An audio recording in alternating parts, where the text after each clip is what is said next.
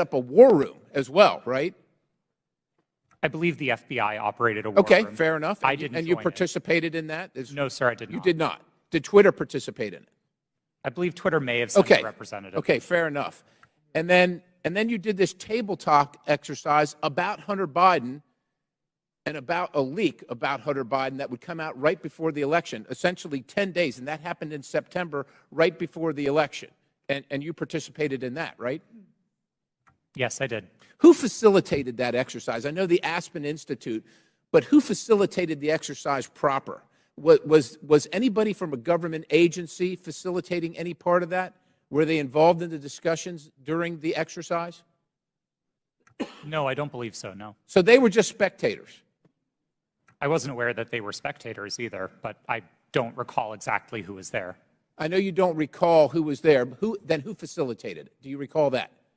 My recollection is that the event was facilitated by Garrett Graff, who was a member of the Aspen Institute and Aspen Digital. All right. Do you find it odd now, after the fact, and I know you've already testified here, that you don't see, to Mr. Sessions, that you didn't see that you were misled or potentially duped? It sure seems highly coincidental. Would you agree? It at least seems highly coincidental. Knowing that the FBI had the laptop, that the FBI set up the war room and the channel and told you, per your statement, that this was going to happen, do you find it highly coincidental that it actually happened and it was Hunter Biden at all? I want to be clear that my statement to the FEC does not suggest that the FBI told me it would involve Hunter Biden. That's a popular reading of that declaration, but it was not my intent.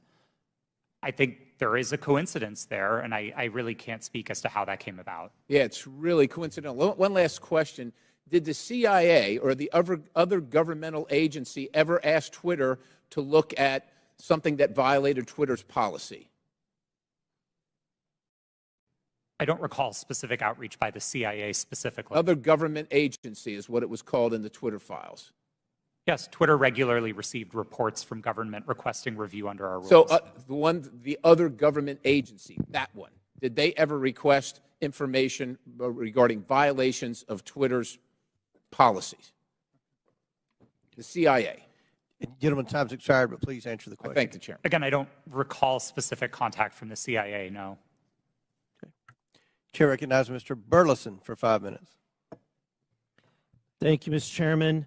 I've sat here listening. I'm glad to be last in rank. I get to listen to all the testimony. And what's become clear to me, there are a few things, and that is that the censorship efforts of the big tech, the intelligence community, and the media were all working in concert to affect the 2020 election.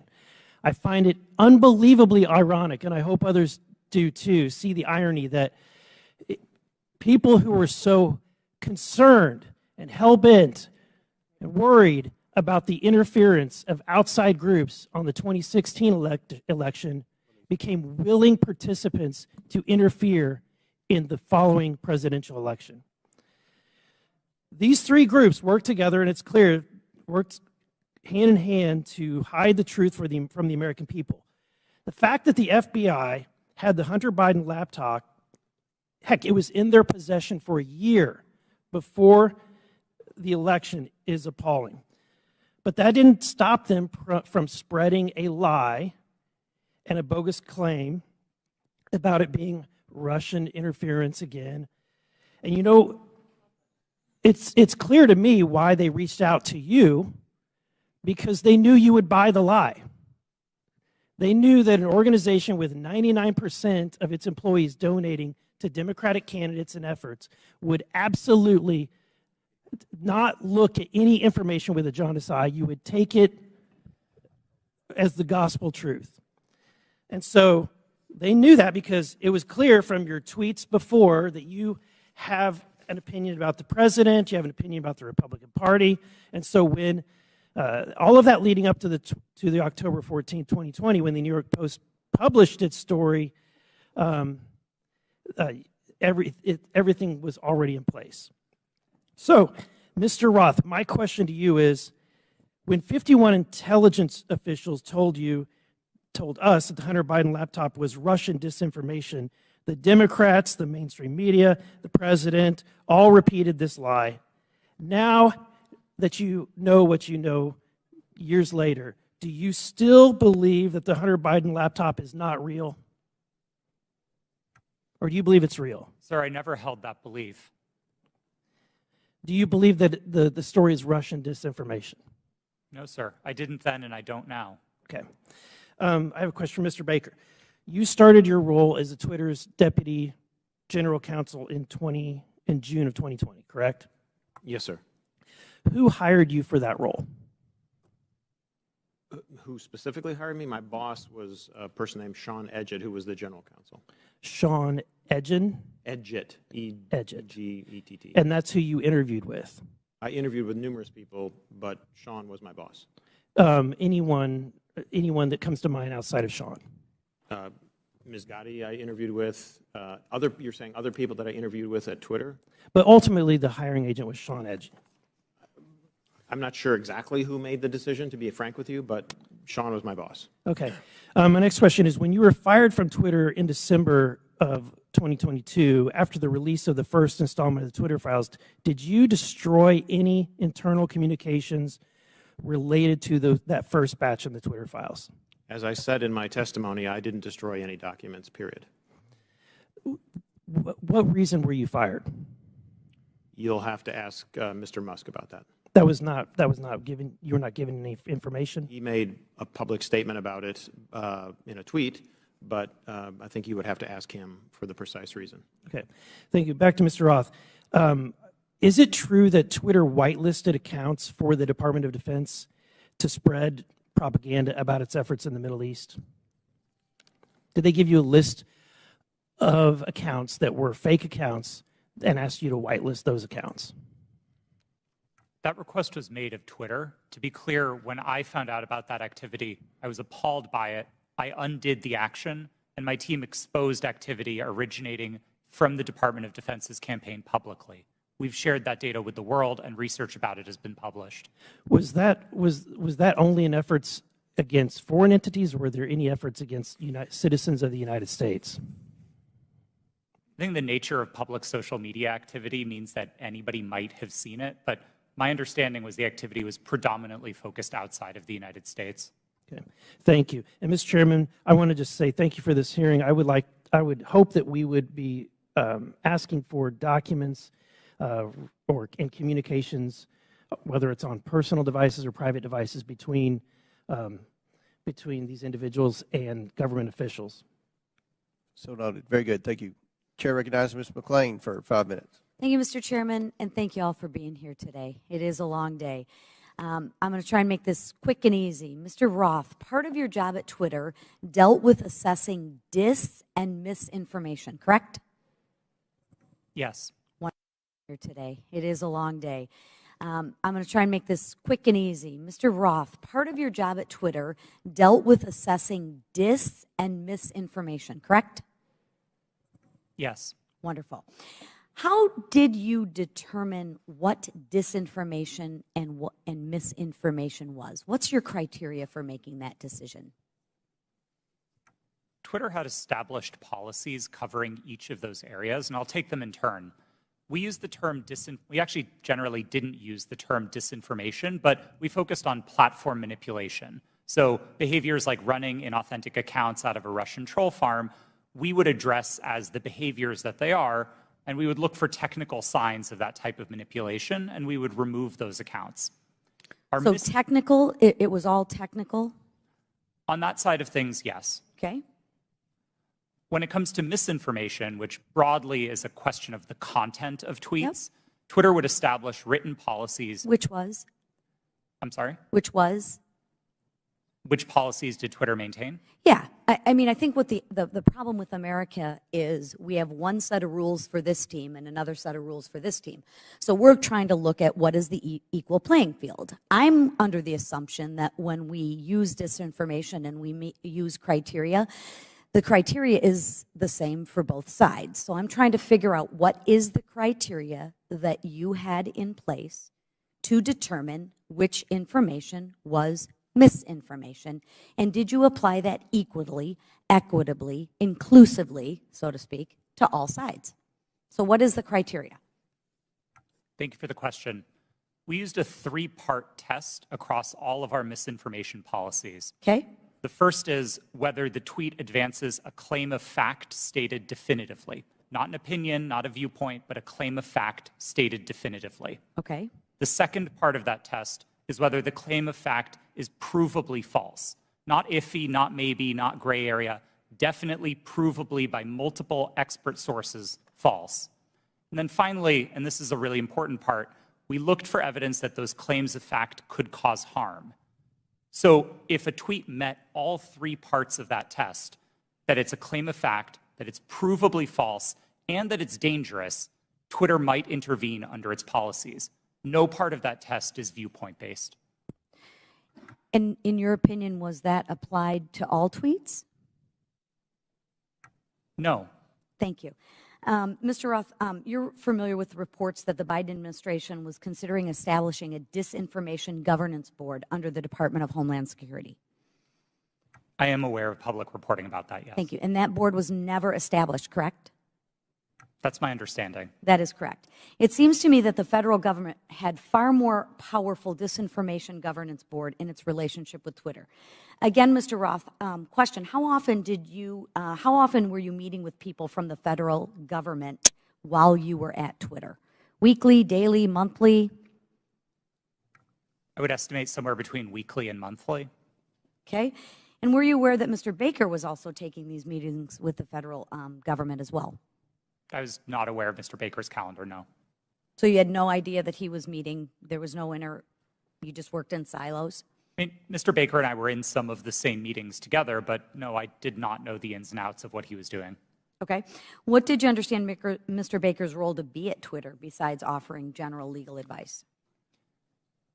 Mr. Baker supervised the primary legal team that advised the trust and safety team. He was the supervisor of the attorneys who advised my team. Okay. And how about Ms. Gaddy's role at Twitter besides offering general legal advice? For the final, I believe, year and a half of my tenure at Twitter, Ms. Gaddy was my direct supervisor. Oh, okay. What was her role? Just to supervise you, to make sure you followed those three claims? Ms. Gaddy supervised what my team's goals and objectives were. She made sure I was doing my job. She made sure that if there was conflict in the workplace, she guided me on how to address that. She did the job of a manager. Okay. And she oversaw you and the trust to make sure that your three claims of fact, provable, false, and would cause harm, she oversaw that? Yes, Ms. Gaddy ultimately oversaw Twitter's policies and enforcement decisions. Thank you. Mr. Roth, in Ms. Navaroli's testimony, she states that her expertise is in media, technology, law, and policy. How often per week did you meet with Ms. Navaroli to discuss these areas while you were both at Twitter? We did not. You did not. Okay. Thank you so much. Gentlelady's time has expired. Chair recognizes Mr. LaTurner for 5 minutes. Thank you, Mr. Chairman. Based on everything I've seen regarding this issue, it is clear to me that government officials colluded with Twitter employees to censor the New York Post's legitimate reporting of the Hunter Biden laptop story. Democrats on this committee have so far characterized this hearing as unnecessary and a waste of time. I'd invite any of my colleagues across the aisle to talk to folks in Kansas, because I can promise you they do not feel that way. In fact, my constituents are very concerned, and rightfully so, that a social media company collaborated with a government entity and a political party to suppress certain social media accounts and filter news ahead of an election cycle. Americans deserve answers on this outright attack on our First Amendment rights, and I look forward to gaining clarity from our witnesses. Mr. Baker, your testimony focuses heavily on the fact that Twitter acted lawfully in its reaction to the Hunter Biden laptop story. But this isn't a criminal trial. It's a congressional hearing. I'm here because my constituents are genuinely concerned that they will be kicked off these platforms for any statement that managers at those companies disagree with. They feel that social media companies like Twitter are forcing them to play a game that they don't know the rules to. I want to know your opinion on if you think it is appropriate for people in positions of power to determine what information gets shared. If not, what criteria is acceptable for making those determinations? That's a, excuse me, sir, that's a very broad question on people in power. I'm not sure I can answer that effectively and address your... Could you try? Well, I mean, Congress is in power. Congress is restricted by the Constitution of the United States. Congress passes laws. Those laws impact how, for example, private sector actors exercise their power or spend their money, that type of thing. Government agencies have to act in accordance with the Constitution, the laws you pass, internal regulations, executive orders. There's a whole panoply of ways that, that people in power, writ large, are held accountable and have to comply with rules and regulations and laws and the Constitution. Mr. Chairman, I would like to yield the rest of my time to Mr. Jordan. Mr. Jordan. I thank the gentleman. Mr. Roth, I want to go back to your statement in your declaration to the FEC. I learned that a hack and leak operation would involve Hunter Biden. Who did you learn that from? My recollection is it was mentioned by another technology company in one of our joint meetings, but I don't recall specifically whom. You don't know the person's name? I don't even recall what company they worked at. No, this was a long time ago. And you're confident that it was from a tech company, not from someone from the government? To the best of my recollection, yes. Did anyone from the government in these periodic meetings you have, did they ever tell you that a hack and leak operation involving Hunter Biden was coming? No, Did Hunter Biden's name come up at all in these meetings? Yes, his name was raised in those meetings, but not by the government, to the best of my recollection. Okay. Mr. Baker, I want to go back to the question we had a few hours ago.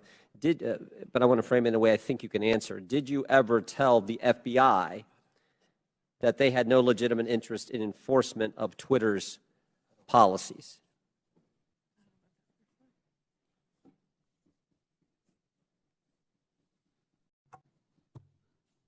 I don't think I understand. I think I understand the question. I don't recall ever having such a conversation with the FBI. Okay. Did you think there was a problem with the FBI sending you a list of names and accounts and saying, hey, these violate your policies? Did you see that as as some kind of potential concern? I was always concerned that the FBI adhered to the Constitution and laws of the United States, period. And you didn't think that crossed the line? Well, what crossed the line, sir? What I just asked you. That the idea that they're sending you a list of accounts that they say these violate your terms of service. Again, I'm making sure that I can answer the question.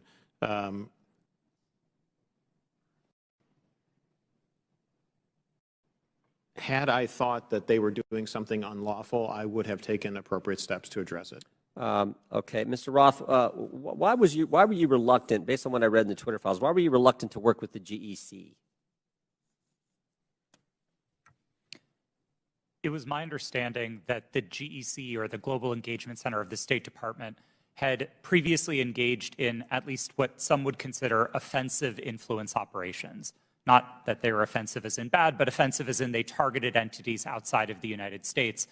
And on that basis, I felt that it would be inappropriate for Twitter to engage with a part of the State Department that was engaged in active statecraft. We were dedicated to rooting out malign foreign interference, no matter who it came from. And if we found that the American government was engaged in malign foreign interference, we'd be addressing that as well. Yep. Gentlemen's time's expired. In closing, I want to again thank our panelists for being here. I know it's been a long day. We apologize for the electricity going out. That's never happened in my 6 years in Congress. But before we close, the ranking member and I are going to have very brief closing statements. I yield to the ranking member. Well, thank you kindly, Mr. Chairman. Thank you to the witnesses for your endurance and patience today. I hope you don't feel as bad about the day as you seem to look right now, but it's going to be over soon. I want to start with a simple point that I hope will be sympathetic to you, and I began the long day with this. It's even more important now that we have members who are actually threatening witnesses with arrest and prosecution for clearly imaginary offenses, or at least offenses that might make sense in their minds, but I don't quite know what they would be. But Twitter is a private First Amendment protected media entity. And you make your own decisions like Fox News makes its decisions. And I might get kicked off of Fox News, or they might not cover me, or Wall Street Journal, or MSNBC. I've got no constitutional right to go there. So I think there's just a fundamental legal fallacy and logical fallacy that pervades most of the questioning today. And my friend, the chairman, and my friend, Mr. Jordan, certainly know that under our First Amendment, there's a state action requirement. There is no state action here. Now, there's an attempt to perhaps jerry-rig some state action by claiming, well, it was really the FBI that committed whatever offense was there. But what do we have in terms of what we found today? Well, today's witnesses, each and every one, testified that no U.S. government official directed any of them to censor, remove, or take down the New York Post story. That was their mistake.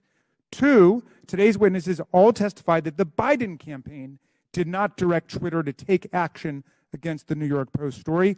And 3, the whole hearing was predicated on the idea that the FBI directed Twitter to take down the New York Post story to protect Biden, but once again, not a single witness testified that the FBI even communicated with Twitter about the New York Post story. So to me, this has been a wild cyber goose chase all day. It has turned up absolutely nothing, but there was one serious point made by our witness, Ms. Navaroli, who said that the violence and the chaos that was wreaked upon this institution, not far from where we sit today, on January 6th, the attempt to topple a presidential election and install someone who had not been elected as president, was facilitated by Twitter and other social media entities. And at Twitter, at least, the brass there specifically rejected the pleas of employees to take seriously all of the signs and clues of coming violence in the insurrectionary action that took place. That's a serious problem that we're going to have to deal with at some point at a serious hearing, Mr. Chairman. I yield back to you. Gentleman yields back. I will conclude by reminding my friend, the ranking member, that you've gone through quite the transition at the beginning of the hearing. You, as well as many of your colleagues, said this was a conspiracy theory. After listening to the witnesses, now you say it's a simple mistake they made in suppressing the laptop story. Twitter is a private company, but they enjoy special liability protection, Section 230. They also, according to the Twitter files, receive millions of dollars from the FBI, which is tax dollars, I would assume. And that makes it a concern of the Oversight Committee. The reason that we've had this hearing is because the laptop has been mislabeled by many in the mainstream media as being Russian disinformation, and that started with Twitter, as well as being tampered with, and you had several people, including Mr. Goldman, that implied that it had been tampered with, even though CBS News and other credible media outlets. You mean mainstream media outlets? CBS? Yeah. You don't think CBS is credible? No, I thought you were just calling the mainstream media. No. Okay. CBS News. CBS News has done a forensic audit that shows that the hard drive is legitimate and it was not tampered with. So these are misconceptions that are out there, and they started because of the suppression of the laptop story.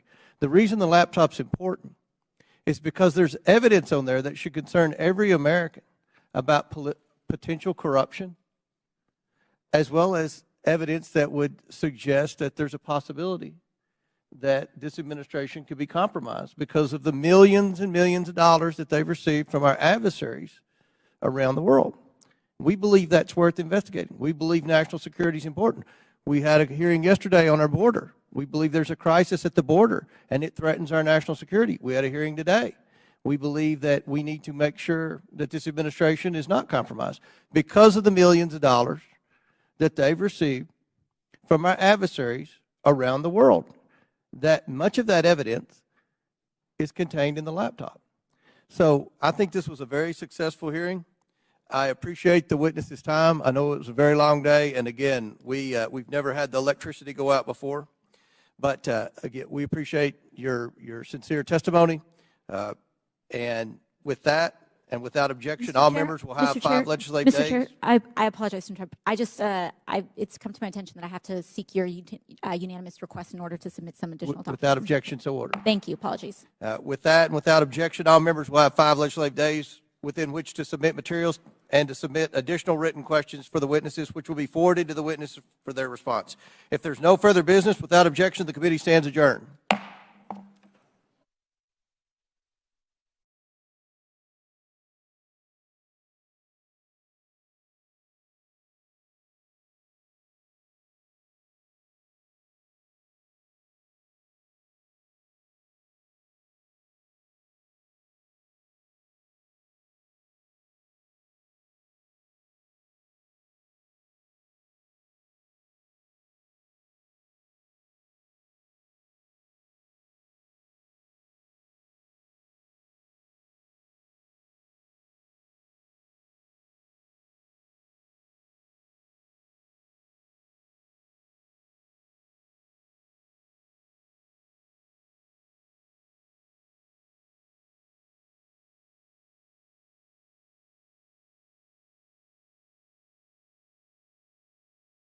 Other big tech companies and reporters attended as well. This exercise prepared them for their future collusion to suppress and delegitimize information contained in Hunter Biden's laptop about the Biden's family business schemes. On October 14, 2020, the New York Post published its first story based on information contained in Hunter Biden's laptop story. The Post provided proof of the laptop's legitimacy by releasing a computer repair store's signed receipt for the laptop and the federal subpoena used by the FBI to retrieve it in 2019. The article revealed that a top executive at Burisma, who was paying Hunter Biden $50,000 a month, had spent time with then Vice President Biden in Washington, D.C. Throughout his presidential campaign, Joe Biden assured the American people that he had never spoken to his son about his overseas business dealing. However, the details exposed in the Post article indicate that Joe Biden lied to the American people. Immediately following the story's publication, America witnessed a coordinated campaign by social media companies, mainstream news, and the intelligence community to suppress and delegitimize the existence of Hunter Biden's laptop and its contents. That morning,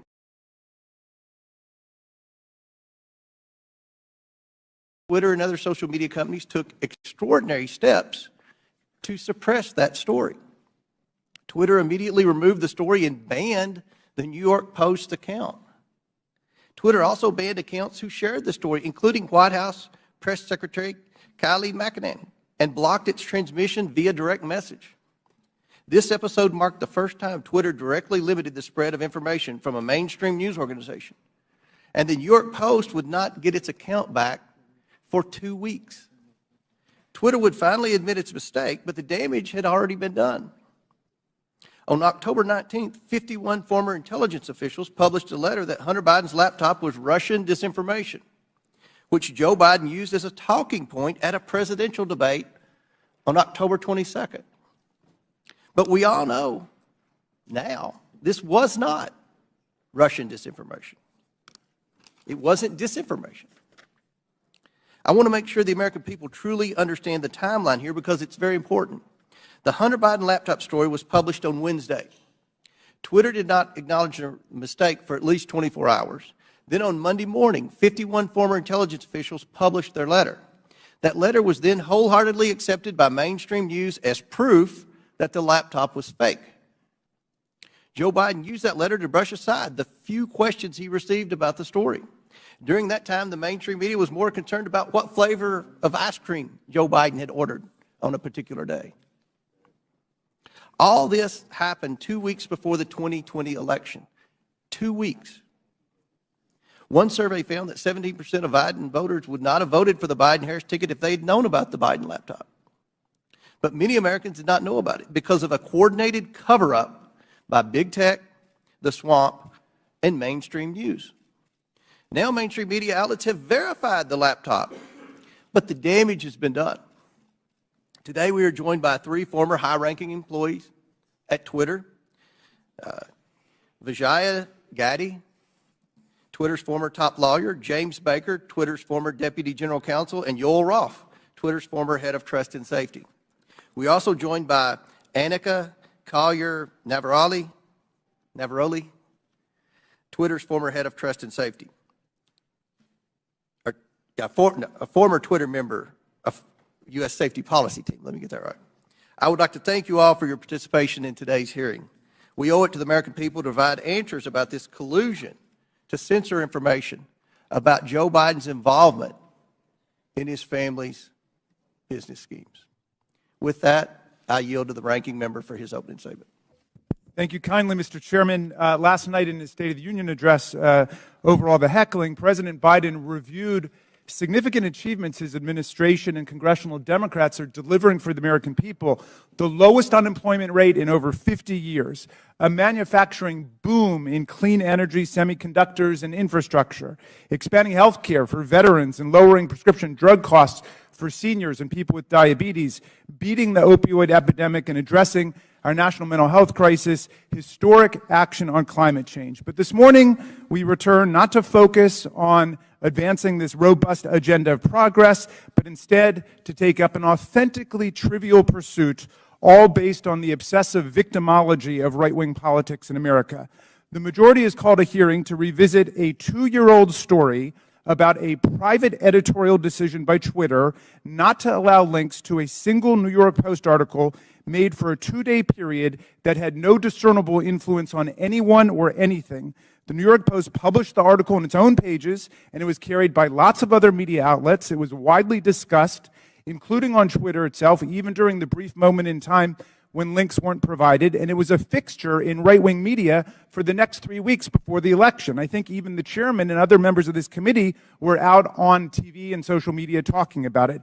But instead of letting this trivial pursuit go, my colleagues have tried to whip up a faux scandal about this 2-day lapse in their ability to spread Hunter Biden propaganda on a private media platform.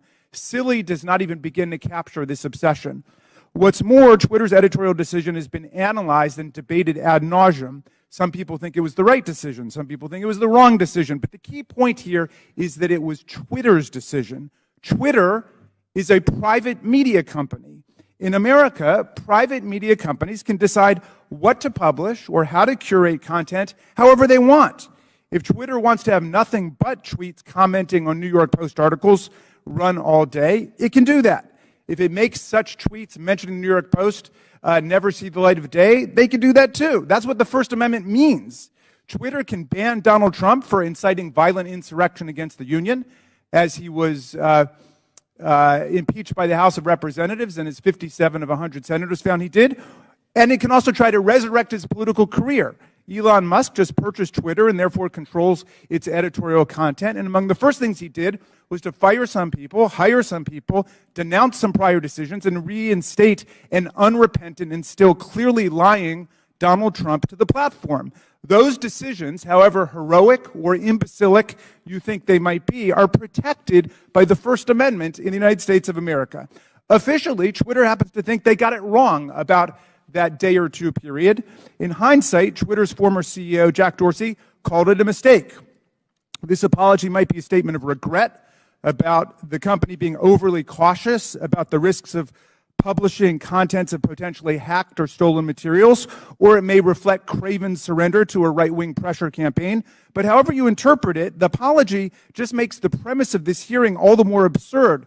The professional conspiracy theorists who are heckling and haranguing this private company have already gotten exactly what they want, an apology. What more do they want? And why does the U.S. Congress have to be involved in this nonsense when we have serious work to do for the American people?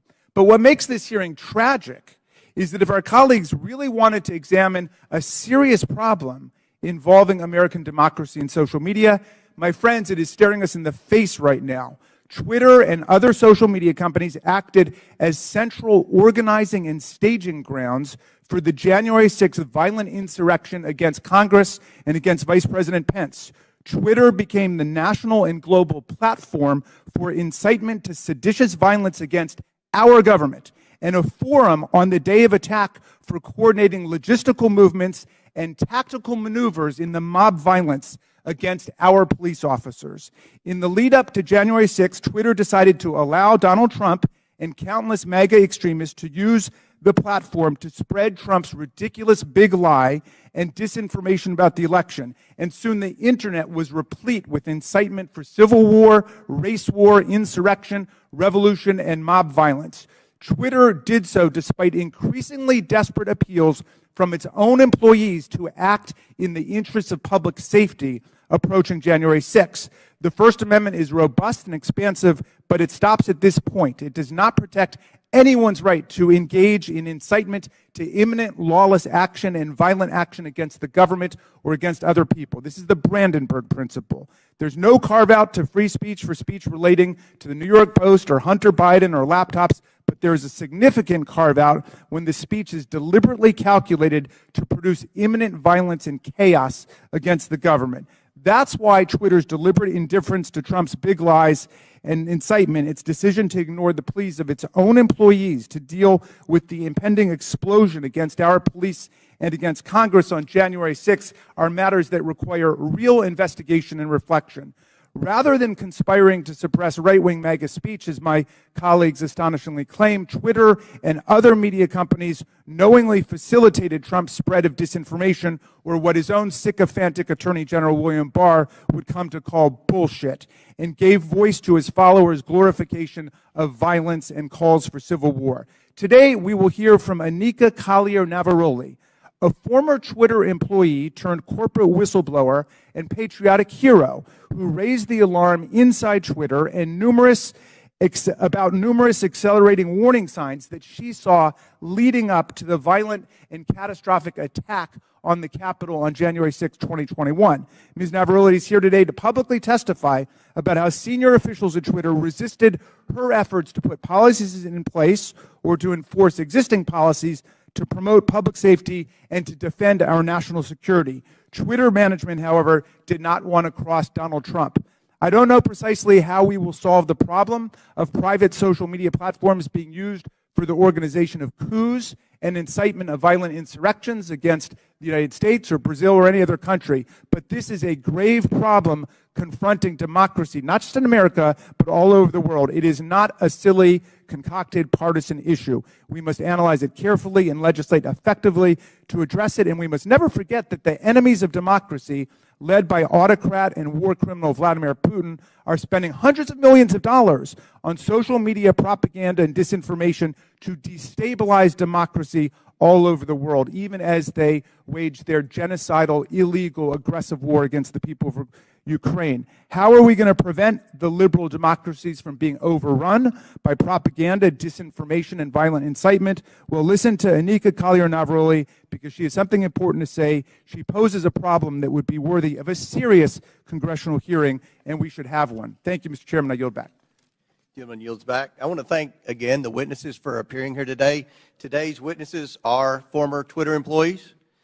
Vijaya Gaddy, Twitter's former general counsel. James Baker, Twitter's former deputy general counsel. Yoel Roth, Twitter's former head of trust and safety. And Anika Collier-Navaroli, a former member of Twitter's U.S. safety policy team. I want to remind everyone you all are appearing under subpoena by your own request. Pursuant to Committee Rule 9G, the witnesses will please stand and raise the right hands. Do you solemnly swear or affirm that the testimony you are about to give is the truth, the whole truth, and nothing but the truth, so help you God? Let the record show that the witnesses all answered in the affirmative. We will begin the 5-minute question portion of our hearing today. The chair recognizes.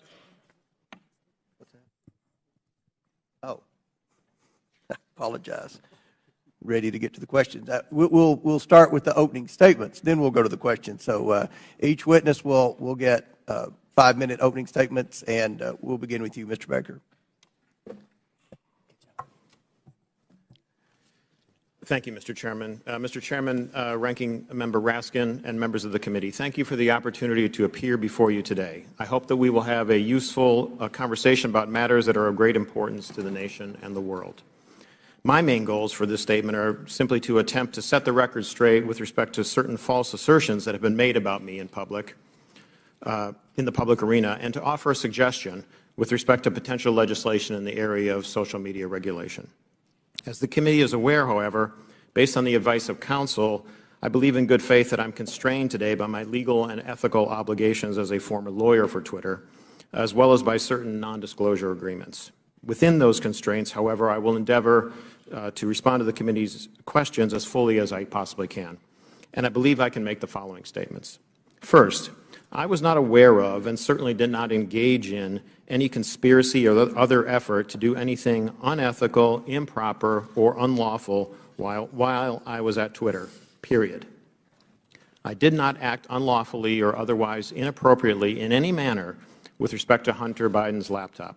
Indeed, documents that Twitter has disclosed publicly reflect that I urged caution with respect to the matter and noted that we needed more information to fully assess what was going on and to decide what to do. Hardly a surprising piece of advice from a corporate lawyer. Moreover, I'm aware of no unlawful collusion with or direction from any government agency or political campaign on how Twitter should have handled the Hunter Biden laptop situation. Even though many disagree with how Twitter handled the Hunter Biden matter, I believe that the public record reveals that my client acted in a manner that was fully consistent with the First Amendment. I think that the best reading of the law is that as a private entity, the First Amendment protects Twitter and its content moderation decisions. And I do not believe that the facts in the public record indicate that Twitter became a state actor as that concept is defined under existing precedent, such that the First Amendment would have constrained it. Second, I believe that at all times I executed my duties and responsibilities to my client, Twitter, lawfully and ethically. At no time was I an agent or operative of the government or any political actor when I worked at Twitter. To the contrary, I believe that I worked zealously and diligently within the bounds of the law in pursuit of my client's best interests. Third, I did not destroy or improperly suppress any documents at Twitter regarding information important to the public dialogue. At all times, I sought to help my client understand and comply with its legal obligations. It is worth noting that the public record indicates that after I left the company, attorneys or other unidentified third parties collected and or reviewed the contents of at least some of the Twitter files prior to their release. Fourth, Twitter disclosed publicly emails between me and Yoel Roth regarding one of Donald Trump's tweets about COVID. I do not have access to my Twitter emails, so I do not know if or how I responded to Mr. Roth.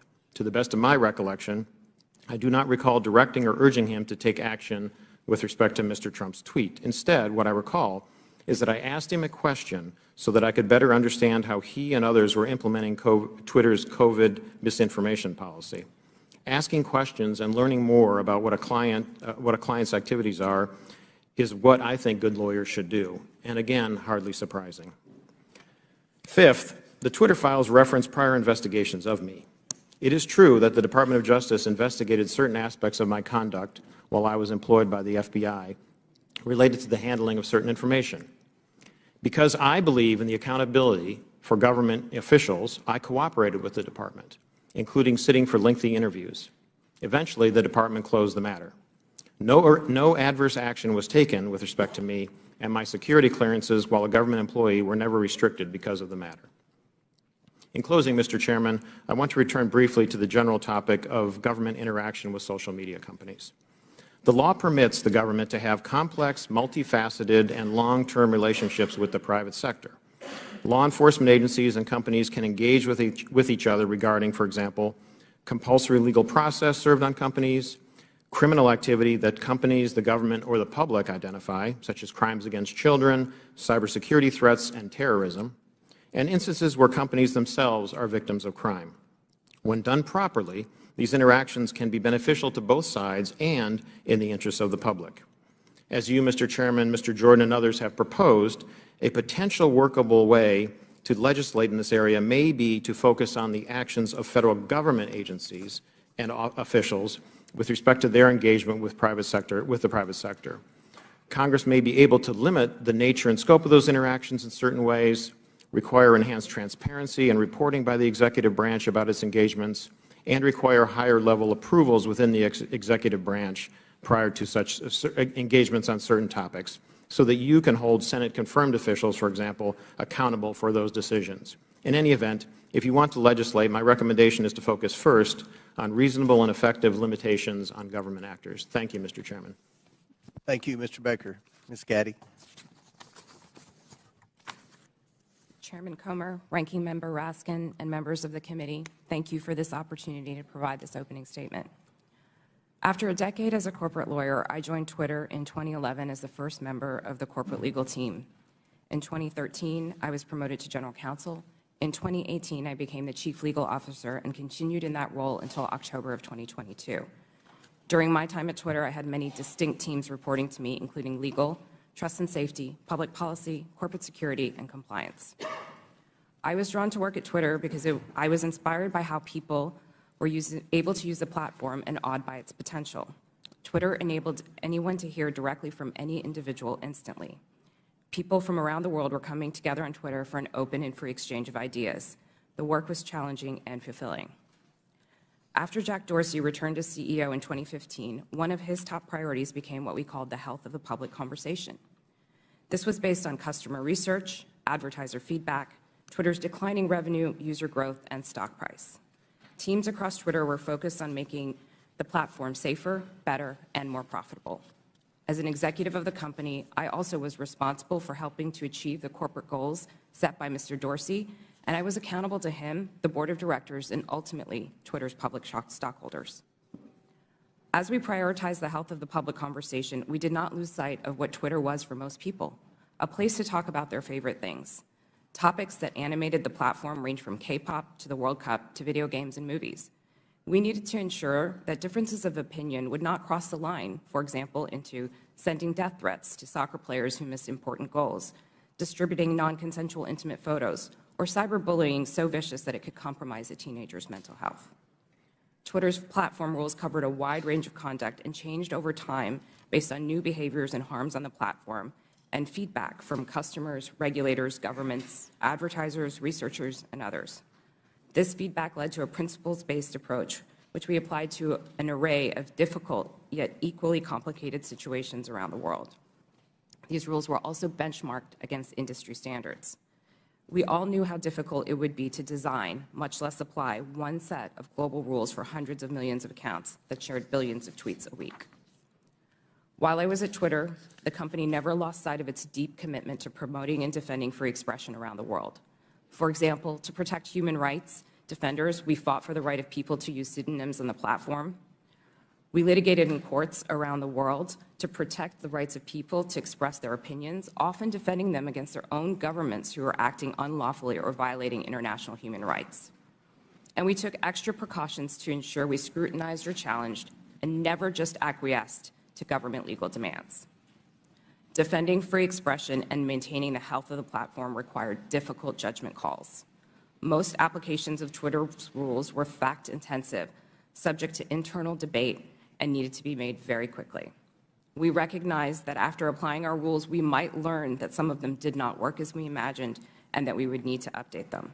We always remained open to new information from our customers and critics regarding our policies and enforcement.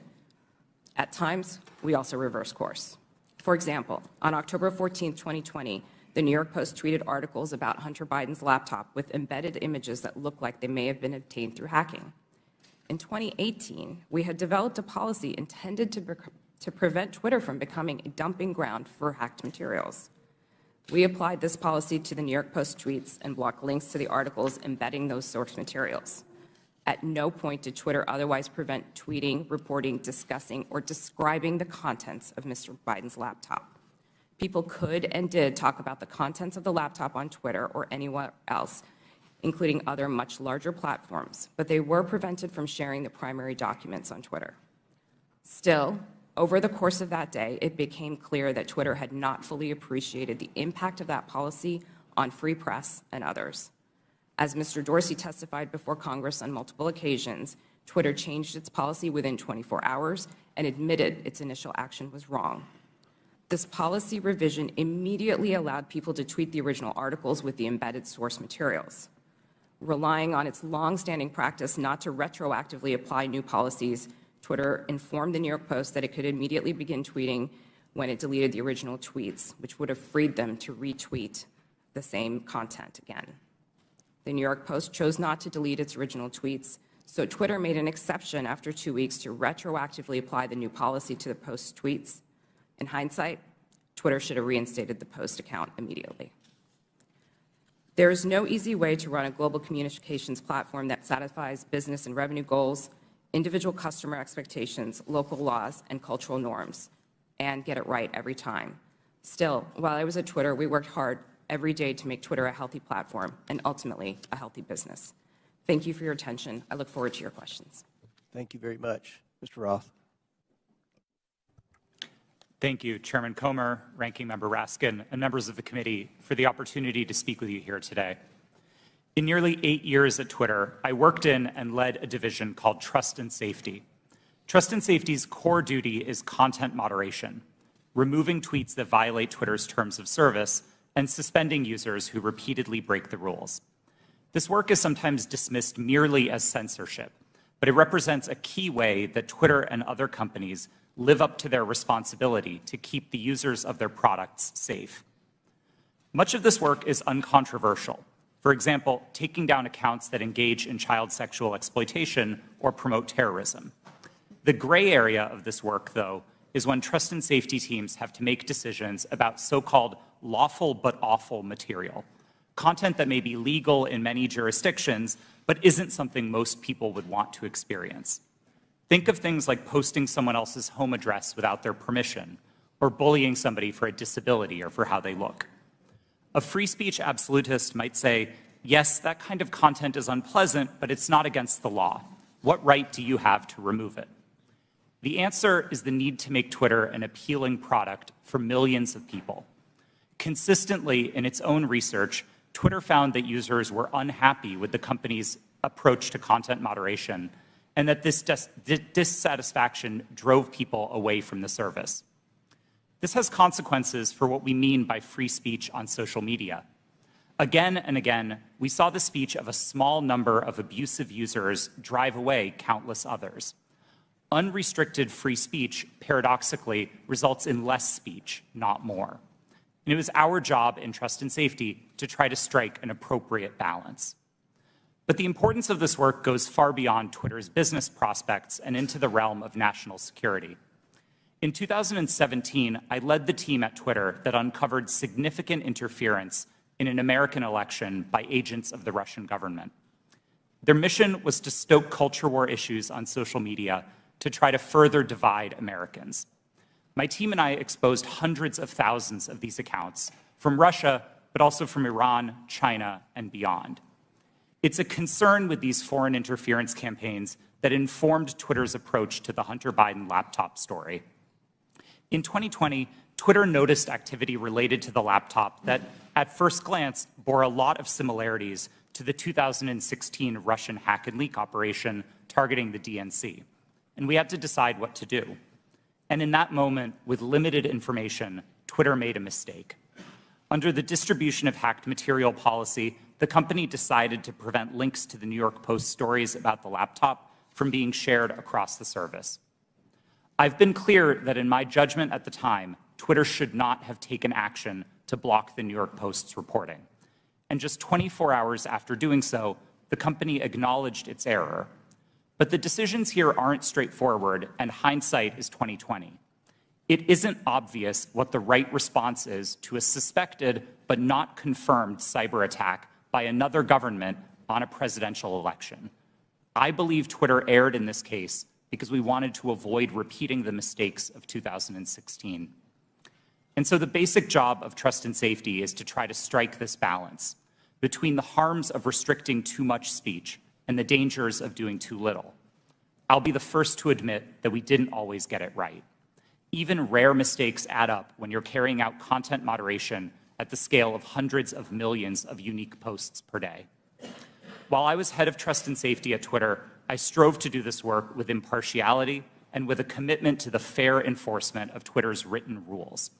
But whether it's me or Elon Musk or someone else in the future, someone will have to make choices about the governance of online spaces.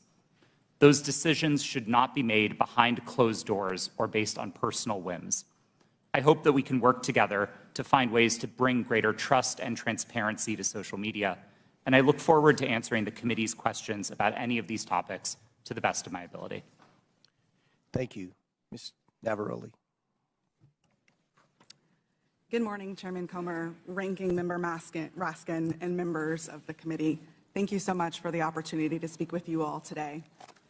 I'm here because there is an urgent need for us to understand the impact that social media companies are having on our democracy. I will be very clear.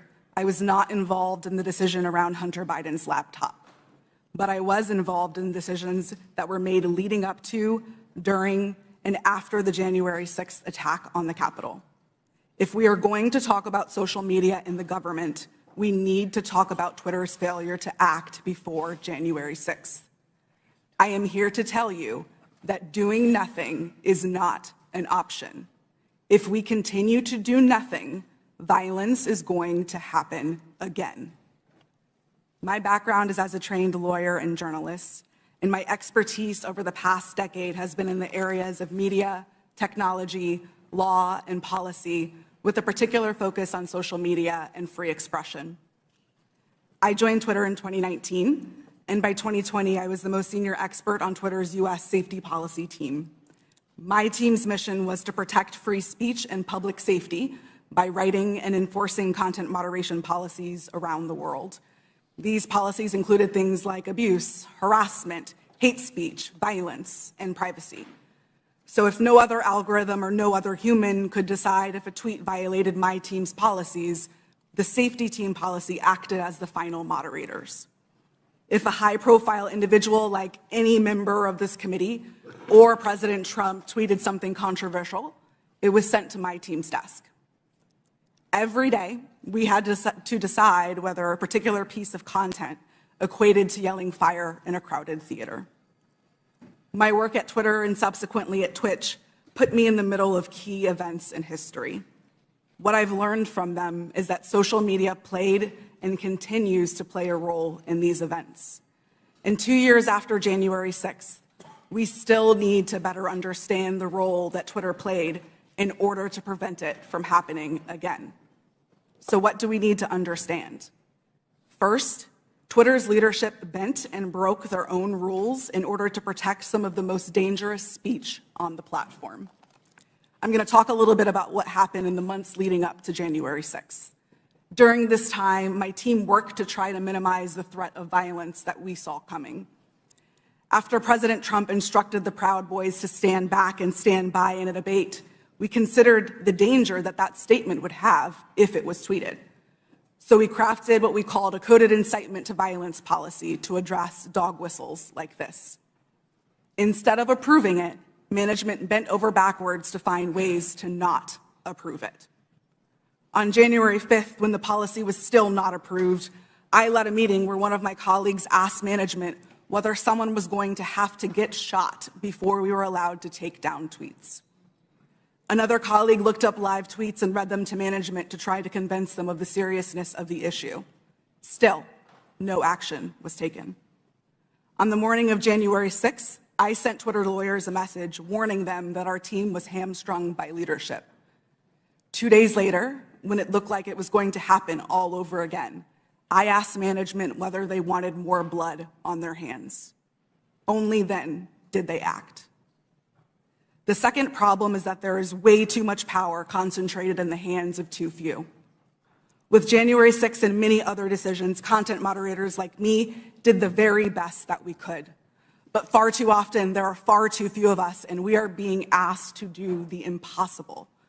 For example, in January 2020, after the U.S. assassinated an Iranian general and the U.S. president decided to justify it on Twitter, management literally instructed me and my team to make sure that World War III did not start on the platform.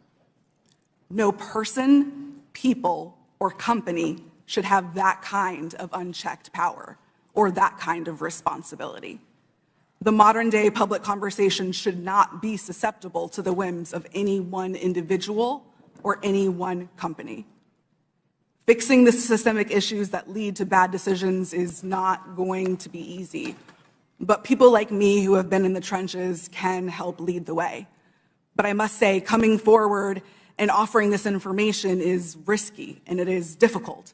Doxing and harassment are real, and people are afraid to tell what they know. So we need to make sure that there are protections for those who speak the truth. We need to create space to hear from people on the front lines. We need to give them protection so they can share their experiences. Only then can we begin to understand the full scope of the problem and to find solutions. There is far too much at stake for us to do nothing. Thank you. Thank you all. Excellent opening statements. Now we'll begin with the question portion. We'll begin by recognizing Mr. Biggs for 5 minutes. Thank you, Mr. Chairman. Mr. Roth, within just mere minutes or hours after the New York Post published its story on the Hunter Biden laptop, at 8:51 a.m., you sent a message to a team, part of your team, I assume, and you said, "It isn't clearly violative of our hacked materials policy," referring to the story, "nor is it clearly in violation of anything else." Do you remember sending that message? Thank you for the question, Congressman. I don't recall that message specifically, but that does sound like my judgment on that day, yes. Okay, so that was early on in the day. Shortly thereafter, Kayleigh McEnany, White House press secretary's, her account was locked. So an inquiry was made the next day by a person named Carolyn Strom. You know Carolyn Strom? Yes, sir, I do. Yeah, and Carolyn Strom asked what's going on here, and somebody named Elaine Ong Soto said the user was bounced by site integrity for violating our hacked materials policy. Do you remember that incident? Yes, sir, I do. And somebody named Trenton Kennedy said, "I'm struggling to understand the policy basis for marking this as unsafe." And I think the best explainability argument, now that may be a technical term for you, but for me it looks like we're trying to create a narrative here to cover our butt. The best explainability argument for this externally will be that we're waiting to understand if this story is the result of hacked materials. Do you remember Mr. Kennedy's communication? Yes, I do. Yeah, and so then we get into a whole series of things written by Mr. Baker going back and forth, and he says on that same day, now at 9:26, which is about a half an hour after your statement that you don't think that anything's been violated here, he says, "I've seen some reliable cybersecurity folks question the authenticity of the emails in another way." And then you seem to later, but by the way, that's almost inconceivable. I mean, it just seems inconceivable that would have happened so quickly that he would have that. And then you sent out something right after that said, "The key factor informing our approach is consensus from experts monitoring election security and disinformation that this looks a lot like a hack and leak that learned from the 2016 WikiLeaks approach." I'm wondering if you can name for me today any of the experts that seem to have a consensus at 10:12 a.m. on the morning of October 14th that you put out saying that we're going to rely on some group of experts. Who were they? Thank you for the question. Twitter did not give me access to any of my documents or emails to prepare for this hearing, and so unfortunately I can't give you a direct answer. Were there, Mr. Roth, were there experts? Were there people that you consulted that were cybersecurity experts between 9 a.m. and 10:15 a.m. on that day? My recollection is that we were following discussions about this incident as they unfolded on Twitter. So cybersecurity experts were tweeting about this incident and sharing their perspectives, and that informed some of Twitter's judgment here. But I want to emphasize, as I said in my statement, I didn't think that the evidence or those perspectives warranted removal, and I advocated against taking that action. I understand. Let's look at one other document. Our teams made the determination that the materials fall under our hacked materials policy. It's my understanding from reports and internal sources that normally a hacked material policy would require a government official or law enforcement determination that there had actually been a hacked account before that hacked policy were to be in place or imposed. Is that accurate? No, sir, it's not. So the policy did not require that there be any kind of official finding by the government, by a government source? No, there were a number of different types of evidence that we considered under the policy. Certainly government attribution would be a powerful one, but we also looked So you for weren't other looking, that wasn't determinative is what we're saying? In that instance, we did not have any specific information from any government source, no. I'm going to read something that applies to this and several other things from the Twitter stack that you guys had. This might be an unpopular opinion, but one-off ad hoc decisions like this that don't appear rooted in policy are, in my humble opinion, a slippery slope and reflect an alternatively equally dictatorial problem. Quite frankly, that's what the essence of all four of your testimony. I realize you're trying to fight against it, but you exercised an amazing amount of clout and power over the entire American electorate by even holding them hostage for 24 hours, reversing your policy, and then they're like, well, we want to go back to the originals. That's 24 hours, or 2 weeks, that you imposed your will on the American electorate. I'll yield back, Mr. Chairman. Gentleman, time's expired. He went 30 seconds over. I'll give the ranking member an extra 30 seconds. You're very fair-minded, Mr. Chairman. Mr. Ross, let me start with you. Did I hear you correctly to say that there were thousands or even hundreds of thousands of counterfeit Twitter accounts set up by Russian propaganda and disinformation for Vladimir Putin to pump his poison into the bloodstream of American social media? Is that right? That's right, sir. And that's not just past tense. Those accounts are active on social media today. This is an ongoing campaign. Well, we should be having a hearing about that. I appreciate your alerting to us what's taken place. Ms. Navaroli, so you've testified that in the months leading up to the November 2020 election and then in the weeks before January 6th, you were growing increasingly anxious about the violent rhetoric and incitement that you saw posted on Twitter. Can you describe specifically what made you so concerned during that period? And did you raise your concerns with people at Twitter? Thank you for that question. As I said in my opening statement, after former President Trump in his debate said the statement, stand back, stand by to the Proud Boys, my team, in discussion with other teams at Twitter, realized that we had a gap in our policies and that that could not be said on the platform because it would have gone too far. What we did see continue to happen was those statements, in addition to other coded incitement to violence or dog whistles, began to spring up on the platform. And so what was once fringe ideology or fringe statements that were calling for the overthrow of the government became a loud roar. And so we heard individuals beginning to say that they were locked and loaded, that they were ready for Civil War Part 2, that they were ready for another revolution, that they were ready for the day of the rope, in very clear English on Twitter. And on the January 6th committee, we have tens of thousands of statements like that being made on Twitter and other parts of social media. So we got a little taste of what you were experiencing on a daily basis. Now, there was this meeting on January 5th at Twitter. I don't think it was called specifically to look at what was going to happen the next day. That just happened to be a regular meeting. But at that meeting, you and other employees raised urgently the problem of what you saw coming on January 6th. How did Twitter management respond to the concerns that you raised?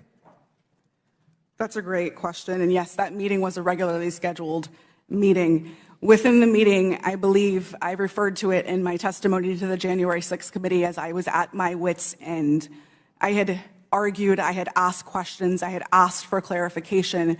We had found dangerous tweets within the meeting, and yet the individual who was the most senior leader within the team in that meeting told us that we were not allowed to take that content down and that we were not allowed to use the coded incitement to violence policy.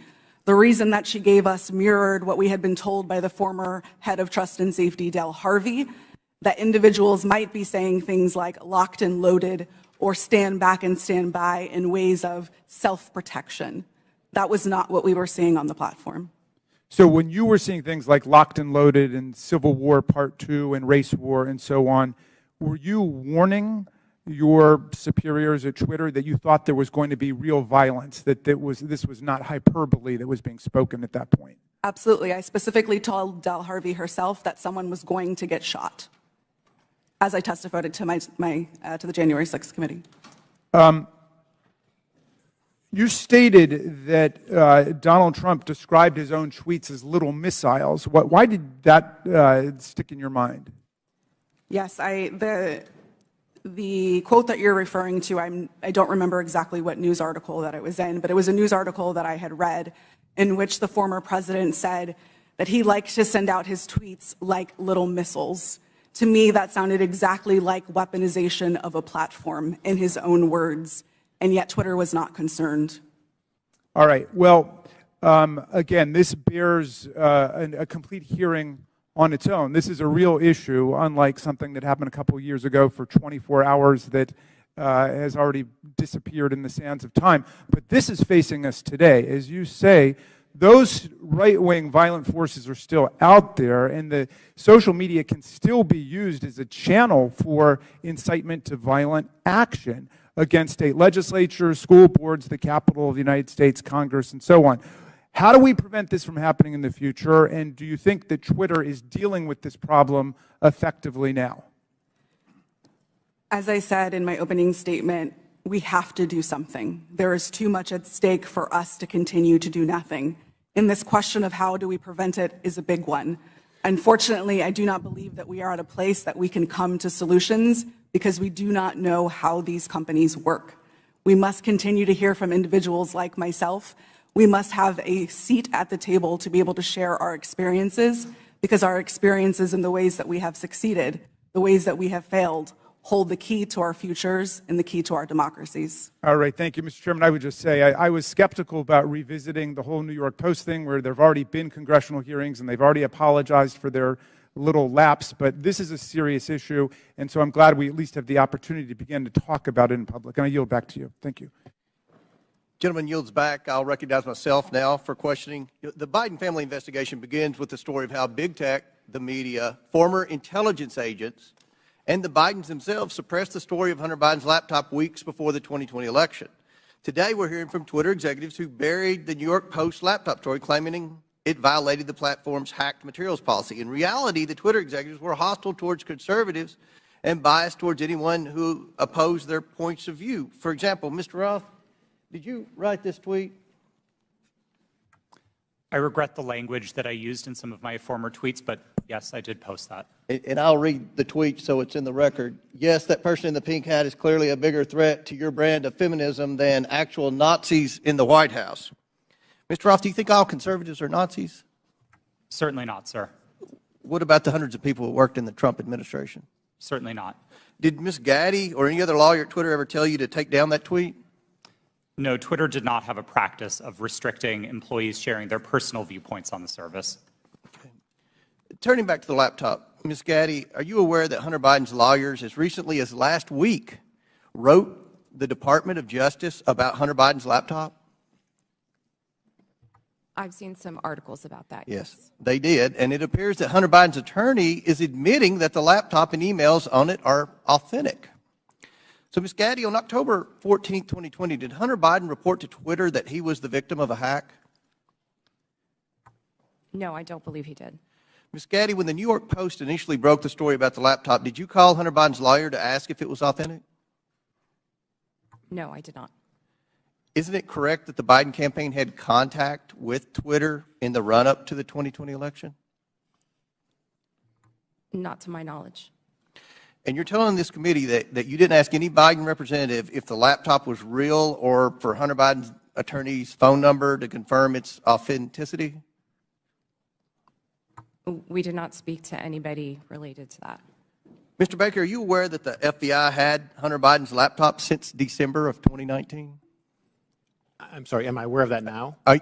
Well, were you aware then? Then, no. I don't believe, sir, that to the best of my recollection, I don't think I knew But that. you're aware now? I've heard that now, yes. Mr. Baker, did you call any of your contacts at the FBI to ask whether or not they knew if the material had been hacked? I don't recall contacting them about that on that day. Mr. Roth, Ms. Gaddy, and Mr. Baker, it appears to me that you failed at your jobs. You were entrusted with the highest level of power at Twitter, but when you were faced with the New York Post story, instead of allowing people to judge the information for themselves, you rush to find a reason why the American people shouldn't see it. In a matter of hours, you were deciding on the truth of a story that spans years and dozens of complex international transactions. You did this because you were terrified of Joe Biden not winning the election in 2020. That's what it appeared. I can assure you this committee will succeed in holding the Bidens accountable. So much of the evidence of wrongdoing from this family is located in that hard drive that you all led the American people to believe was Russian disinformation, when in fact it was not. Now, I agree with Mr. Baker's opening statement. The concern for me is the level of involvement the FBI had with not just Twitter, but all of our social media platform companies. And I think it kind of goes in the opposite direction of where my friend, the ranking member, was trying to take this in his opening statement. This is something this committee should be concerned about. The government doesn't have any role in suppressing speech. And that's something the media should be very concerned about. What if there's a conservative president that somehow cleans out our FBI and they put in conservatives to suppress liberal speech? That's something that should never happen. So I look forward to more questions, and at this time I yield to the gentleman from I think Ohio. the chair for yielding. Mr. Baker, you said you didn't talk with the FBI that day. Did you talk to the FBI about the Hunter Biden laptop story prior to then or after that day? I'm trying to make sure I can answer this question consistent with the restrictions that I talked about in my opening Simple statement. question. Did you talk to the FBI about the Hunter Biden story? To the best of my recollection, I did not talk to the FBI about the Hunter Biden story before that day. Did you talk to him after it? You said your response is real specific to the chairman. You said, I did not talk to the FBI about the Hunter Biden laptop story that day. I assume that day is October 14th. I want to know if you talked to him on the 13th or before, or if you talked to him on the 15th and after. I don't recall speaking to the FBI, sitting here today, I don't recall speaking to the FBI at all about the Hunter Biden matter. Well, then why'd you answer it the way you did? I beg your pardon? I yield back there. Chair recognizes Ms. Norton for 5 minutes. Thank you, Mr. Chairman. Like Benghazi before, Republicans are on a taxpayer-funded expedition to attack their political rivals, and they're feeding the flames of conspiracy in the process. With the release of the so-called Twitter files, Donald Trump has seized the moment to further his own conspiracies about the 2020 election, writing in December, and I quote, "Do not throw the presidential election results of 2020 out and declare, do you throw the presidential election results of 2020 out and declare the rightful winner, or do you have a new election? A massive fraud of this type and magnitude allows for the termination of all rules, regulations, and articles, and even those found in the Constitution," end quote. Now, it bears repeating that this is the same man who incited an insurrection on January 6th, and just last week reposted a message on Truth Social that suggested his supporters will, quote, and I'm quoting him now, "physically fight for him this time," and added, "They got my 6 and we are loaded, and I mean loaded." This is a question for Ms. Navarrete. What did the phrase "locked and loaded" mean to you while you were at Twitter prior to January 6th? Yes, thank you for that question. The way that I read "locked and loaded" to be interpreted by the tweets that I saw coming on Twitter prior to January 6th was that individuals were loaded, were armed, and that they were ready to commit violence. are you concerned that the use of this language will continue to incite and legitimize political violence leading to the next election? Absolutely. We are sitting exactly 1 month in which the exact same playbook was played in Brazil, and we saw almost deja vu happening again. As I said in my opening statement, unless we do something, this will continue to happen again. Thank you, Ms. Navaroli. Mr. Roth, you are no stranger to conspiracies and their real-world consequences. If you don't mind, can you please describe for the committee how the release of the so-called Twitter files has affected your personal safety? Thank you for the question, Congresswoman. The Twitter files, I would note first and foremost, didn't just affect me, but affected much more junior employees at Twitter. Employees as far away as Manila in the Philippines were doxxed, had their families threatened, and experienced harm equal to or greater than what I've experienced. But concurrent with the Twitter files, Elon Musk also made the decision to share a defamatory allegation that I support or condone pedophilia. And this lie led directly to a wave of homophobic and anti-Semitic threats and harassment against me, of which Twitter has removed vanishingly little. And following the Daily Mail's decision to publish where I live, ultimately I had to leave my home and sell it. Those are the consequences for this type of online harassment and speech. Well, I must say, those are very real consequences. By legitimizing unsubstantiated conspiracy theories about the deep state, big tech, and government censorship for political gain, committee Republicans are holding a match to a powder keg. We all saw the consequences of this kind of rhetoric on January 6th, and we continue to see it play out as political violence and hate crimes grip communities around the country. And I yield back, Mr. Chairman. Lady yields back. Chair recognizes Ms. Mace for 5 minutes. Thank you, Mr. Chairman. The Twitter files were not just about Hunter Biden's laptop. Twitter files make it apparent Twitter worked overtime to suppress accurate COVID information. Dr. Jay Bhattacharya is a professor of medicine at Stanford who once tweeted an article he wrote about natural immunity. Thanks to Elon Musk's release of the Twitter files, we learned some of his tweets were tagged with the label of Trends Blacklist. Apparently, the views of a Stanford doctor are disinformation to you people. I, along with many Americans, have long-term effects from COVID. Not only was I a long hauler, but I have effects from the vaccine. It wasn't the first shot, but it was the second shot that I now developed asthma that has never gone away since I had the second shot.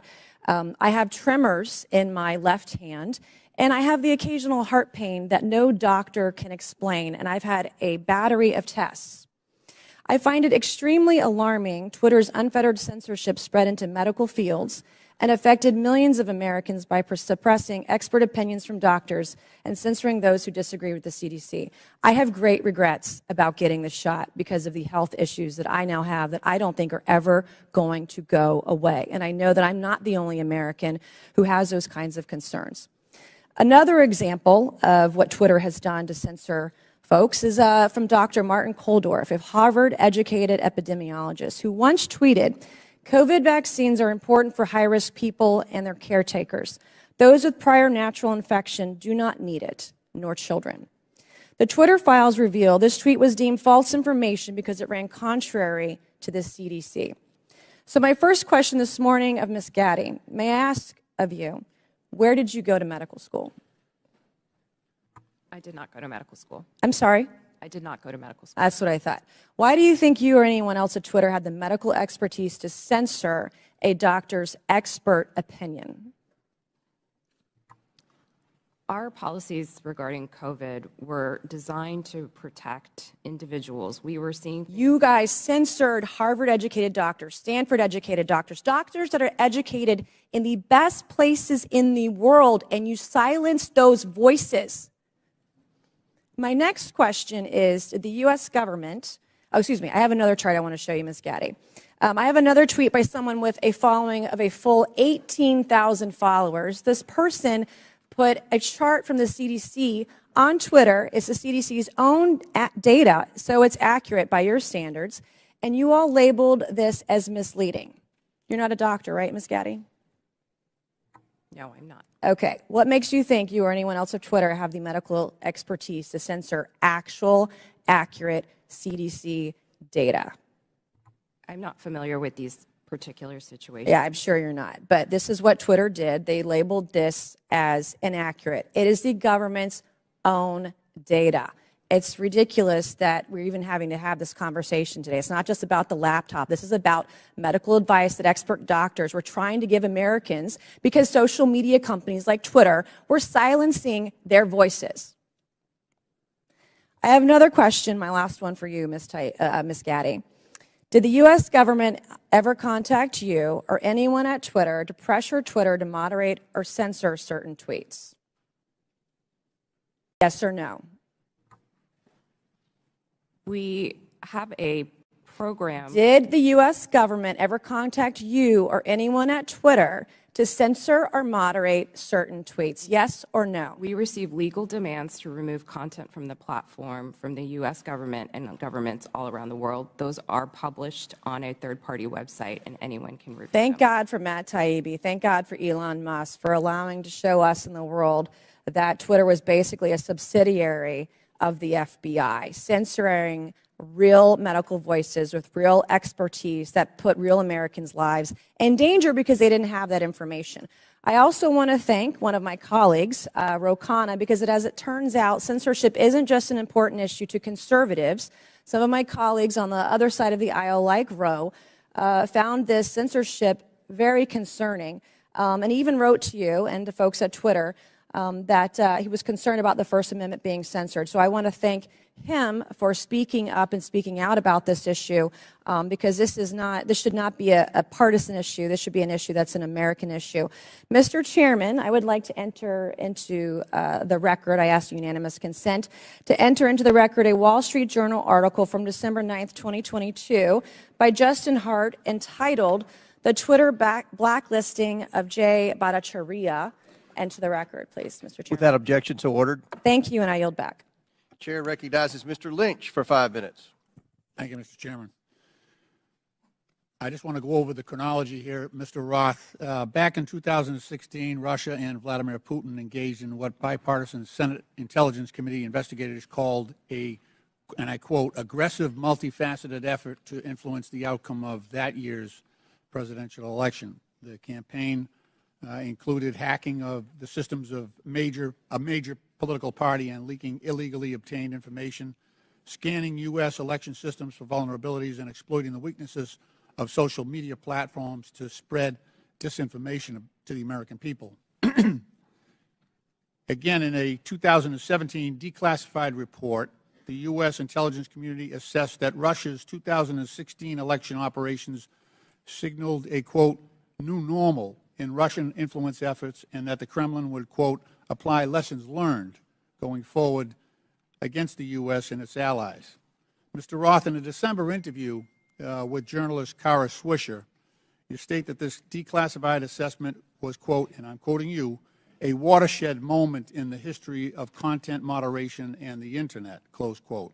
You also stated in that interview that Twitter discussed potential threats to the integrity of the 2020 elections, and it was, quote, and I'm quoting you again, obvious to think about the most influential thing that impacted the 2016 election, which was the hack and leak campaign organized by the Russian government, and that, quote, we would have been stupid not to think about that risk. Mr. Roth, why would Twitter have been stupid to ignore that risk? Thank you for the question, Congressman. I think Twitter and the entire social media industry were, frankly, caught with their pants down in 2016 and missed an opportunity to do the critical work of protecting election security. This isn't my judgment. This is the judgment of academics and researchers who have spent years studying Russian active measures. And most of their conclusions suggest that the #1 most influential part of the Russian active measures campaign in 2016 was the hack and leak targeting John Podesta. It would have been foolish not to consider the possibility that they would run that play again. Right. And so let me ask, was that top of mind for Twitter? You're trying to measure the credibility of incoming intelligence. Was that top of mind in regard to your decision, the company's decision to temporarily limit the distribution of the October 14th New York Post story that was delivered by Mayor Giuliani? Yes, that was one of the animating concerns for us. For nearly 2 years, we had engaged in scenario planning exercises for potential risks tied to the elections, and one of them appeared to be happening that day. Now, again, I think the facts were complicated, and I do believe Twitter made a mistake then, but our judgment was colored by the experience of 2016 and by the very real Russian activities that we saw play out that year.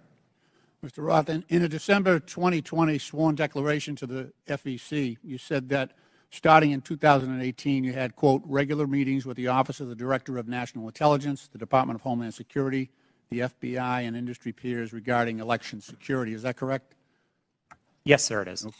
You stated that during these meetings, quote, federal law enforcement agencies communicated that they expected hack and leak operations by state actors that might occur in the period shortly before the 2020 presidential election, likely in October, and that there were, quote, rumors that a hack and leak operation would involve Hunter Biden, close quote. Is that your recollection today? It is, but I want to clarify that sentence slightly. I think it actually should have been two separate sentences. It is true that in meetings between industry and law enforcement discussed the possibility of a hack and leak campaign in the lead up to the election. And in one of those meetings, it was discussed, I believe by another company, that there was a possibility that that hack and leak could relate to Hunter Biden and Burisma. I don't believe that perspective was shared by law enforcement. They didn't endorse it. They didn't provide that information in that meeting. Okay.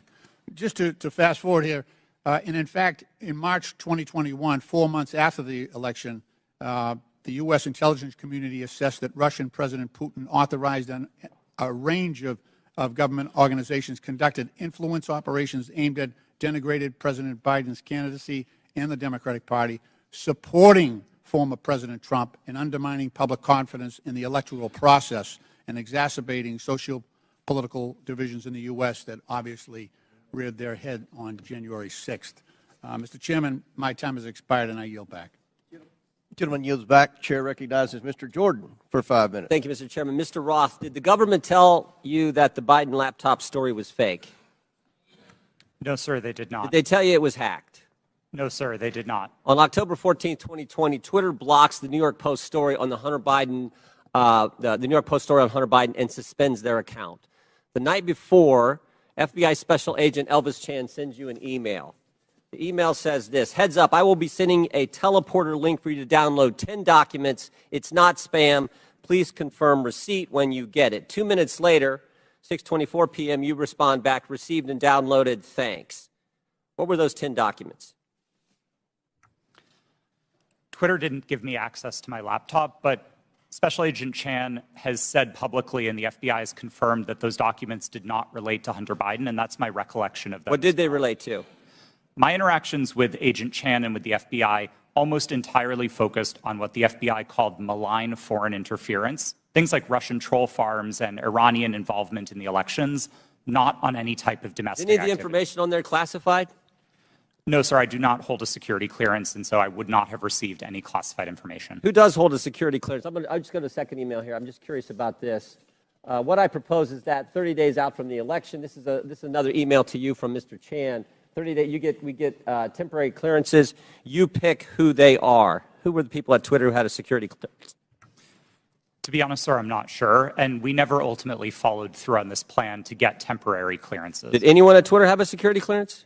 It's my understanding that at least some current or former employees did hold clearances, but I wasn't certain about that. Ms. Gaddy, do you know if anyone took up Mr. Chan's offer to hand out security clearances 30 days before the 2020 election? Not that I'm aware. So we don't know how many people had security clearances. Twitter, do we know? Mr. Baker, Mr. Gaddy, Ms. Gaddy, anyone know how many people at Twitter had a security clearance in the 30 days prior to the election? I don't know the answer to that question, Ms. sir. Gaddy? I do not know. Mr. Roth, you don't know? No, sir. Well, how about the last one? Ms. Navaroli, do you know? No. I mean, it seemed like the offer was to sort of just hand them out like candy. I just wondered who had them. No one knows? Okay. So the FBI didn't tell you that it was fake, didn't tell you that it was hacked. And Mr. Roth, did the story violate your policies? In my judgment at the time, no, it did not. Yeah, that's what you said. Said what I would propose, you said it isn't clearly a violation of our hack materials policy, nor is it clearly a violation of anything else. So I think what a lot of people are wondering is if it didn't violate your policies and they didn't tell you it was fake, didn't tell you it was hacked, why'd you take it down? The company made a decision that found that it did violate the policy. It wasn't my personal judgment at the time that it did, but the decision was communicated to me by my direct supervisor, and ultimately I didn't disagree with it enough to object to You know what I think happened, Mr. Roth? I think you guys got played. I think you guys wanted to take it deep down. We saw what the chairman put up where you said, everyone in the White House is a fascist. I think you guys wanted it to be taken down. I think you meet with these guys every week. We know that's been established in the Twitter files. You had weekly meetings with Mr. Chan in the run-up to the election. They send you all kinds of emails. They send you documents on the super secret James Bond teleporter. You get information on that. I think you guys wanted to take it down. I think you guys got played by the FBI. And that's the scary part. Because we had 50, this to me is the real takeaway. 51 former intelligence officials 5 days after you guys take down the Hunter Biden story and block the New York Post account. 5 days later, 51 former intel officials send a letter and they say, the Hunter Biden story has all the classic earmarks of a Russian information operation. The information operation was run on you guys, and then by extension run on the American people. And that's the concern. And to Mr. Raskin's point that you guys aren't bound by the First Amendment because you're a private company, okay, maybe so. But your terms of service don't have to comply with the First Amendment. Would that be right, Mr. Roth? They don't have to. You've said that as much in your testimony. My understanding of the First Amendment is that it protects people and businesses from government, not forms how the... in your terms of service. So here's what I want to know. Here's what I want to know. Is this a violation of the First Amendment when the government, Mr. Chan, again, sending you an email saying, we think these accounts need to be looked at because they violate your terms of service? That's a different standard. So you got the government saying your terms of service, which don't have to comply with the First Amendment, but the government saying we don't think these accounts comply with your terms of service, please take them down. You see a problem there, Mr. Roth? Mr. Chairman, I'm seeing a flashing red light. I'm happy to answer the question. Do I think that that's a valuable use of the FBI's time? No, but I don't see in a request for review a problem under the First Amendment, no. I sure do. I thank the gentleman. I get back. Chair recognizes Mr. Conley for 5 minutes. Thank you, Mr. Chairman. Very good. My, what happens when you hold a hearing and you can't prove your point? We heard from the chairman in his opening statement that it's wrong for government to call Twitter and say, take down a tweet. Did I hear that correct, Mr. Roth? That was my understanding, yes. Yeah. So on May 27th, 2020, President Donald J. Trump tweeted, and I quote, Republicans feel that social media platforms totally silence conservatives. By the way, something that would come as news to you, apparently, Mr. Roth, because you're still the subject of conservative harassment. We will strongly regulate, he went on to say, or close them down before we ever allow this to happen, unquote. Ms. Navaroli, doesn't that sound eerily like a government official telling Twitter that there's a threat, we'll shut you down if we don't like the content? I am not familiar with the tweet that you have referenced. Well, but if I just told you that quote without telling you who said it, might it have some ominous overtones from your point of view if you're still at Twitter? We'll shut you down. We'll regulate you. We will never allow this to happen. Those are pretty strong words. They are. Yeah. Okay. On September 8th, 2019, at 11 p.m., Donald Trump heckled two celebrities on Twitter, John Legend and his wife, Chrissy Teigen, and referred to them as the musician John Legend and his filthy-mouthed wife, unquote. Ms. Tagan responded to that email at 12:17 a.m., and according to notes from a conversation with you, Ms. Navaroli's counsel, your counsel, the White House almost immediately thereafter contacted Twitter to demand the tweet be taken down. Is that accurate? Thank you for the question. In my role, I was not responsible for receiving any sort of request from the government. However, what I was privy to was my supervisors letting us know that we had received something along those lines or something of a request. In that particular instance, I do remember hearing that we had received a request from the White House to make sure that we evaluated this tweet and that they wanted it to come down because it was a derogatory statement directed towards the president. They wanted it to come down. They made that request. To my recollection, yes. I thought that was an inappropriate action by a government official, let alone the White House. But it wasn't Joe Biden about his son's laptop. It was Donald Trump because he didn't like what Chrissy Teigen had to say about him. Is that correct? Yes, that is correct. My. You ever think it's appropriate for the President of the United States to direct or otherwise influence a social media company to take down its content?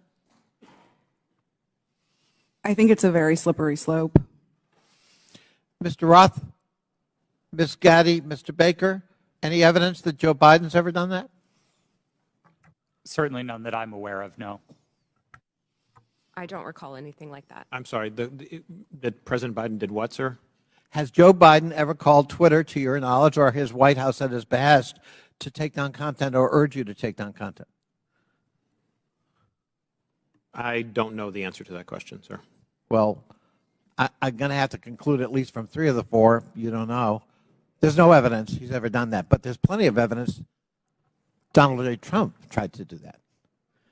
And if we're going to have a hearing about the misuse of social media and the intrusion of government in the content on social media, we've got an environment-rich target, but it's not Joe Biden. It's Donald J. Trump, and of course, we don't want to talk about that. We don't want to talk about Russian bots and Russian fabrications using fake accounts on Twitter to a political purpose, and it's not to help elect Democrats. And we don't want to talk about 4 years of Donald Trump manipulating the truth and trying to manipulate social media and threaten it, or directly to try to shape it by taking down content because it was critical of him personally. And that's what we ought to be talking about as we move forward, not the subject of today's hearing. I yield back. Gentleman yields back. Chair recognizes Mr. Donalds for 5 minutes. Thank you, Mr. Chairman. Real quick, Mr. Roth, you've stated already that what happened with the New York Post story was similar to the hack and leak scenarios from 2016. You also said that you actually were opposed to deleting the New York Post story. Who advocated for the removal of the New York Post story? The company's decision to treat it as a violation. Mr. Roth, who at the company actually went over your recommendation? Because you're pretty high up. Who overrode you? The decision was communicated to me by my direct supervisor. Who was that person? Her name was Del Harvey. She was the vice president of trust and safety at the time. All right, thank you so much. Ms. Gaddy, real quick, you said to the chairman earlier, and I want to paraphrase what I heard earlier, is that Twitter had no contact with anybody from the Biden team. Is that correct to your knowledge? Not to my knowledge. Put that up for me. Okay, over my right shoulder, we have an email. Reference, this is Saturday, October 24th, 5:39 p.m., referencing 5 different tweets. This is with a Twitter email chain. Under the line, it's more to review from the Biden team. Does anybody have a comment on how much interaction was happening with the Biden team at Twitter with respect to tweets that they wanted Twitter to review? Ms. Gaddy, Mr. Roth? I'm not familiar with this email. So you're not familiar with this email, Mr. Roth? Are you familiar with this email? Only from what's been reported in the Twitter files. Did you ever have contact with anybody from the Biden team? No, sir, I did not. We explicitly separated the teams that would interact with campaigns from teams like mine that were responsible for content moderation. How big was the organization in Twitter that was actually working with campaigns? I couldn't say for sure. Did you ever have any contact with the DNC? Directly? No, I did not. Did anybody at Twitter have any contact with anybody at the DNC? I think it's likely that somebody at Twitter did, yes. In these emails, it's listed these are tweets that had to be flagged from the Biden team. That's what's in the files. You have no idea how many people actually engaged with the Twitter team or how frequently that engagement happened. No, and again, that was by design. We kept those functions separate from content moderation so that we could impartially assess reports like this. Do you know how many tweets were actually flagged and taken down at the behest of the Biden team? I wouldn't agree with the characterization of it as being at the behest of them. These tweets were reported, and Twitter independently evaluated them under its rules. But the email is very clear. More to review from Biden team. The response 3 hours later at the bottom, hold this up real quick so we can see. The request at the bottom, it says, handled these. What does handled these mean? My understanding is that these tweets contained non-consensual nude photos of Hunter Biden, and they were removed by the company under. Hold on, real quick, Mr. Roth. How could you know so much about the content of these tweets? I mean, as far as I'm concerned, these are just web addresses. I don't know what's in these tweets. You have these things committed to memory that you know the content, but you don't know who you talk to at the Biden team? Sir, I didn't meet with the Biden team, but there was extensive public reporting about these tweets specifically that uncovered what they were. You know the contents of the tweets. It was obviously at Twitter, but you have no idea how often people who worked in your organization had with the Biden team during the end of the 2020 presidential elections. I would emphasize that the people who interfaced with the campaigns were not part of my team or organization. I would know what the interactions were if they were on my team. It was a different part of the organization, not mine. Let me ask you a separate question, and I'll ask it of you too, Mr. Baker. Have you guys been able to quantify the amount of in-kind contributions associated with taking down the New York Post story? Because the New York Post story was down for 2 weeks, give or take. Do you have any understanding of how much that story was limited by Twitter and also by other social media companies? What the impact of an in-kind contribution that would be to the Joe Biden presidential election in 2020? I don't know the answer to that question, sir. Do you think it's big? I don't know the answer. Do you think it's more than a maximum contribution to a campaign? I wouldn't want to speculate. Would you call it 25,000? I don't know the answer to that question. 100,000? Sir, I don't know the answer to the question. $1 million? I don't know the answer to the question. Do you think Twitter will be in violation of federal election laws with the size of an in-kind contribution to take down a story, which is true, by the way, because you guys thought you knew something with limited information? I'm not going to speculate on that sitting here today, sir. I try to propound a legal analysis of election laws. I'll yield back. Gentleman yields back. Chair recognizes Ms. Ocasio-Cortez. It's your turn. You want to go? Okay. We won't start the clock till you get there. Appreciate also your generosity. I just want to start off right here at the top here. This isn't even my line of questioning, but I'd like to submit to the record a Washington Post article now warning about Hunter Biden laptop disinformation, the guy who leaked it. Here's the deal. Before I even get into my questions, I think that the story here with the Washington Post reporting is that what they're saying right here, when the New York Post first reported in October 2020 that it had obtained contents of a laptop computer allegedly owned by Joe Biden's son Hunter, there was an immediate roadblock faced by other news outlets that hoped to corroborate reporting, as many did. The newspaper wasn't sharing what it obtained. New York Post had this alleged information and was trying to publish it without any corroboration, without any backup information. They were trying to publish it to Twitter. Twitter did not let them, and now they were upset. I believe that political operatives who sought to inject explosive disinformation with the Washington Post couldn't get away with it. And now they're livid. And they want the ability to do it again. They want the ability to inject this again. So they've dragged a social media platform here in Congress They're weaponizing the use of this committee so that they can do it again.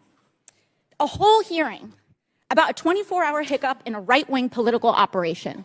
That is why we are here right now.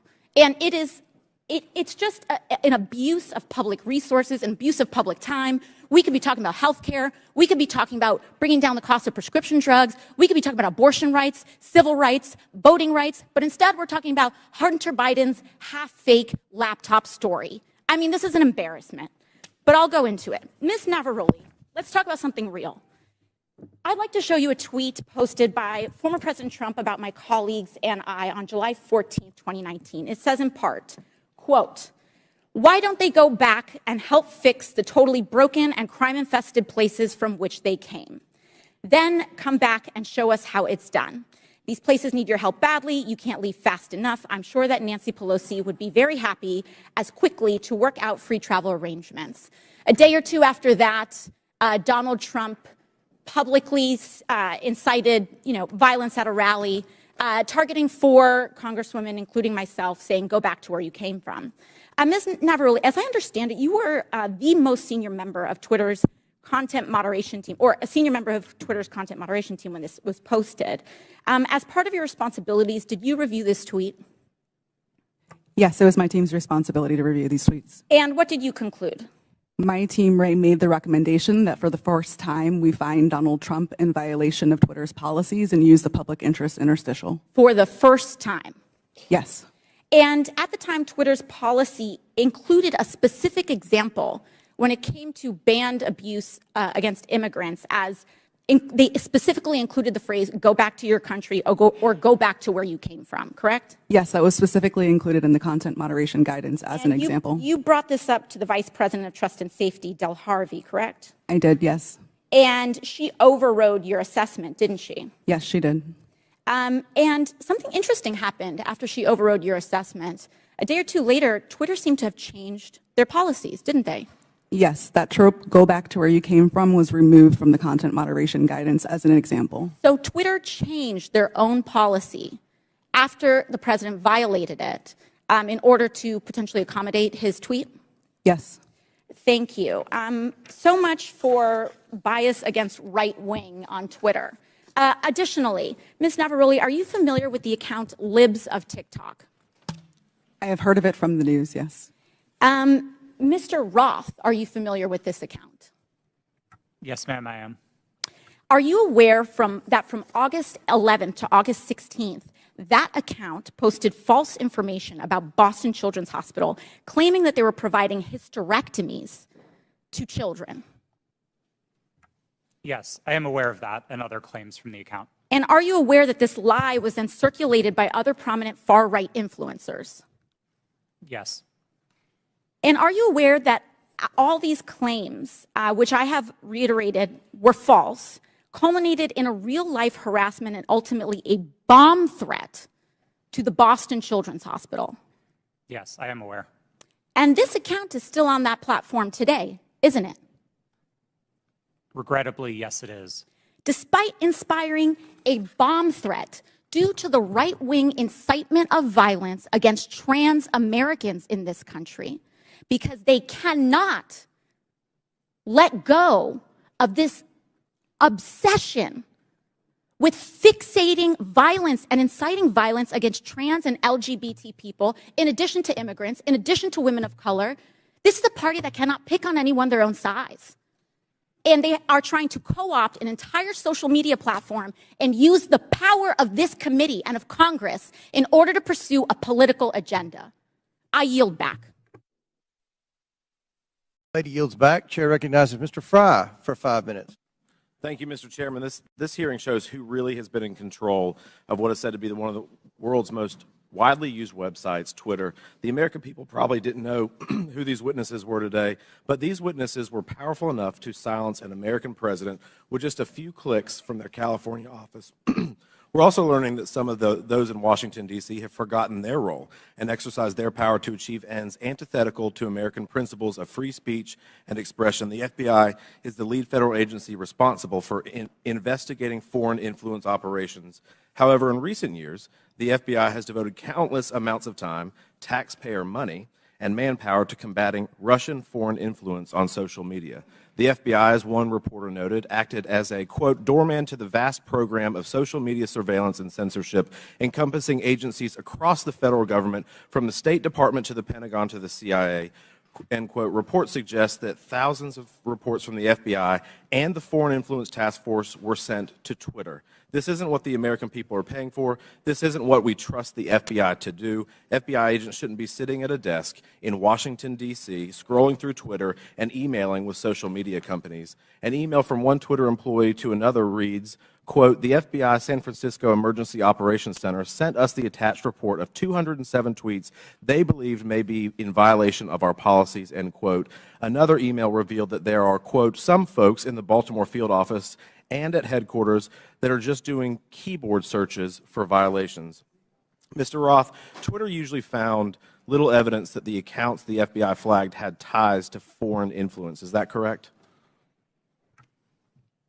In part, but we received many reports from the FBI, particularly related to malign foreign interference, that were highly credible and were constructive. So I would say it was a bit of a mixed bag. And you pushed back to the FBI when they would send you a list of American-based accounts. Is that correct? Politely, but yes. Mr. Roth, it appears that Twitter employees were under pressure by the FBI and other government agencies to validate these theories of foreign influence. Would you agree with that? No, I wouldn't agree with the word pressure.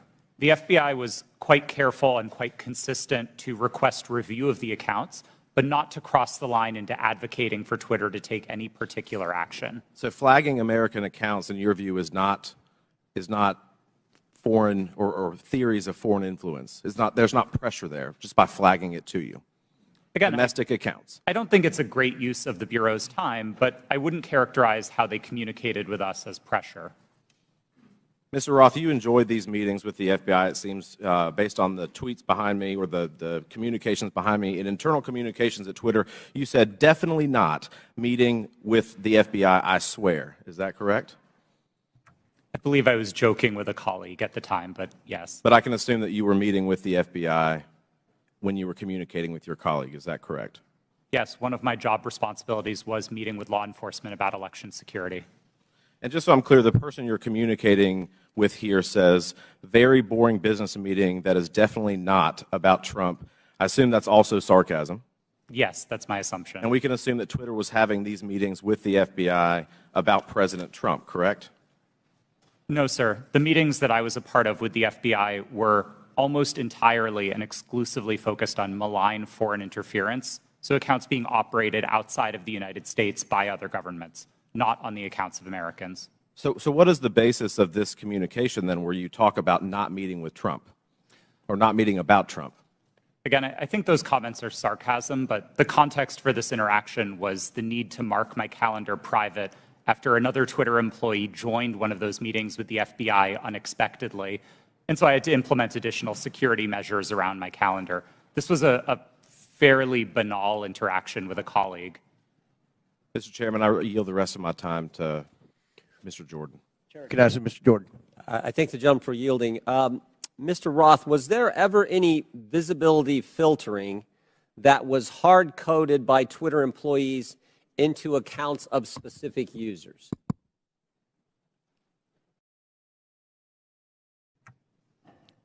Twitter employees were responsible for building the systems that performed visibility filtering, and then that filtering would have been applied either automatically. I'm asking a very specific question. I'm asking, was the code written in a way that for certain accounts, those accounts, unique in and of themselves, would be visibility filtering, to use your term, so that they wouldn't have as much reach or as much influence?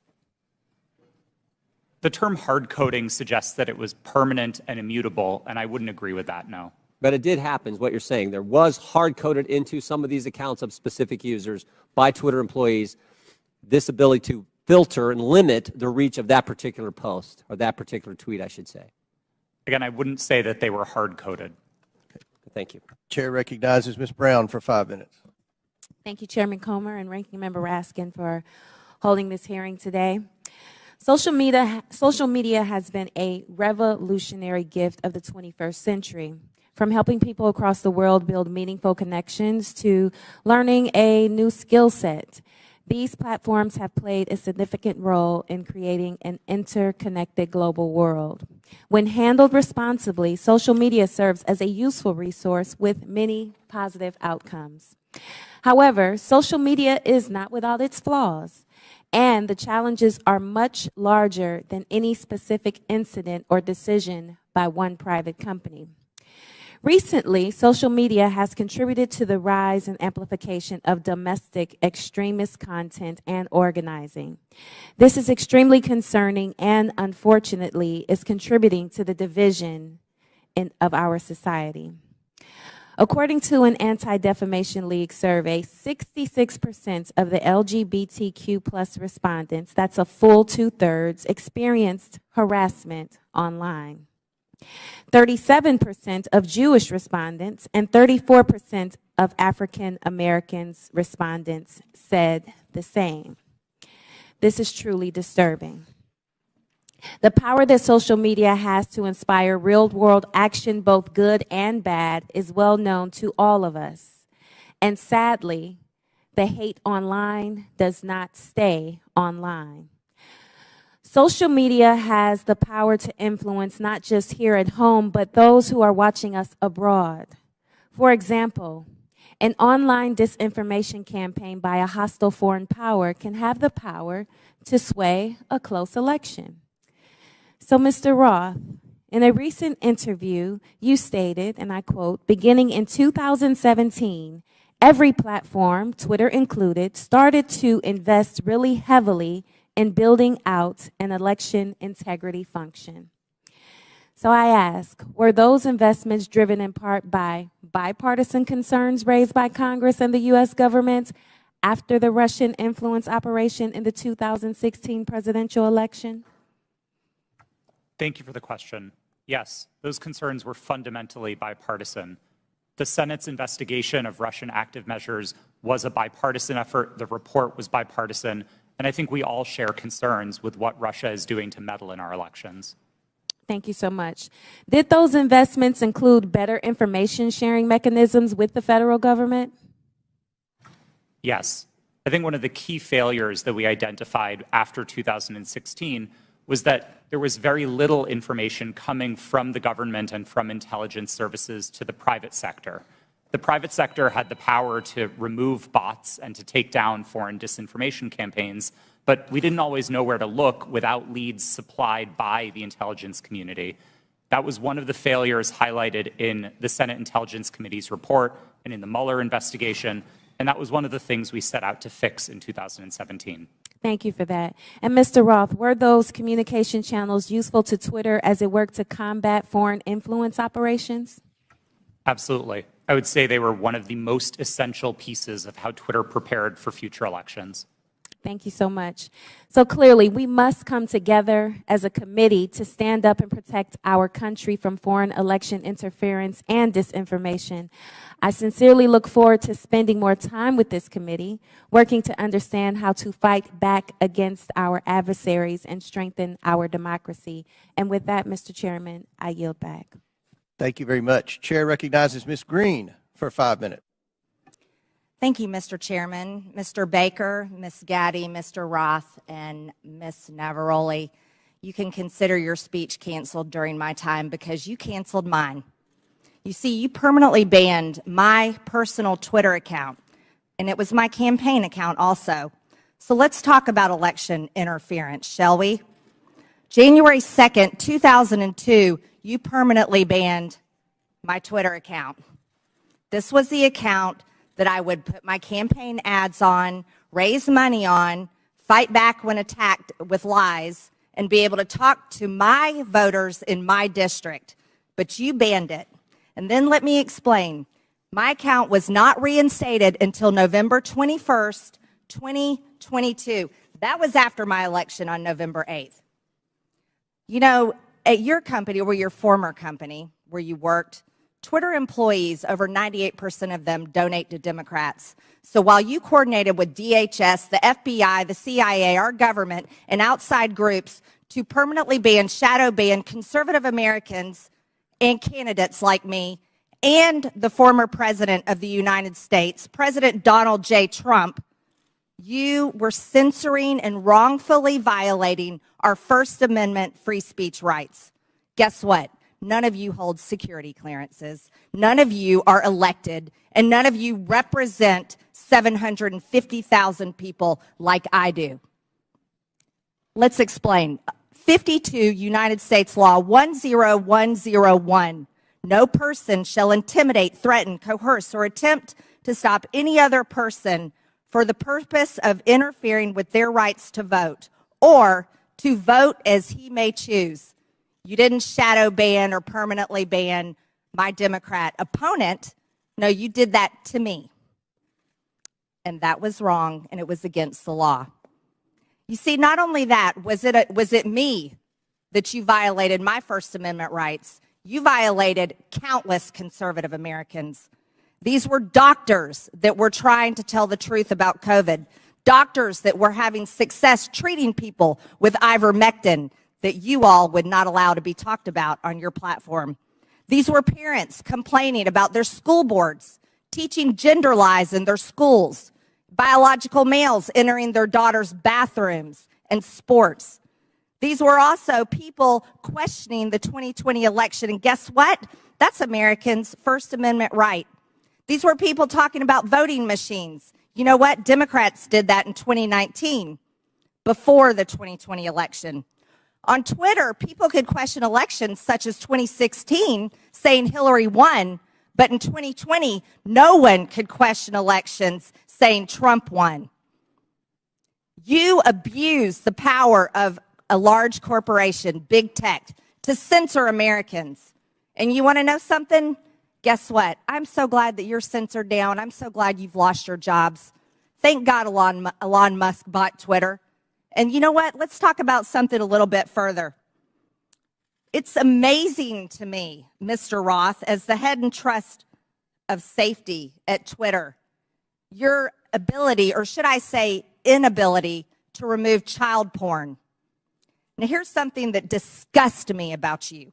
In your doctoral dissertation entitled Gay Data, you argued that minors should have access to Grindr, an adult male gay hookup app.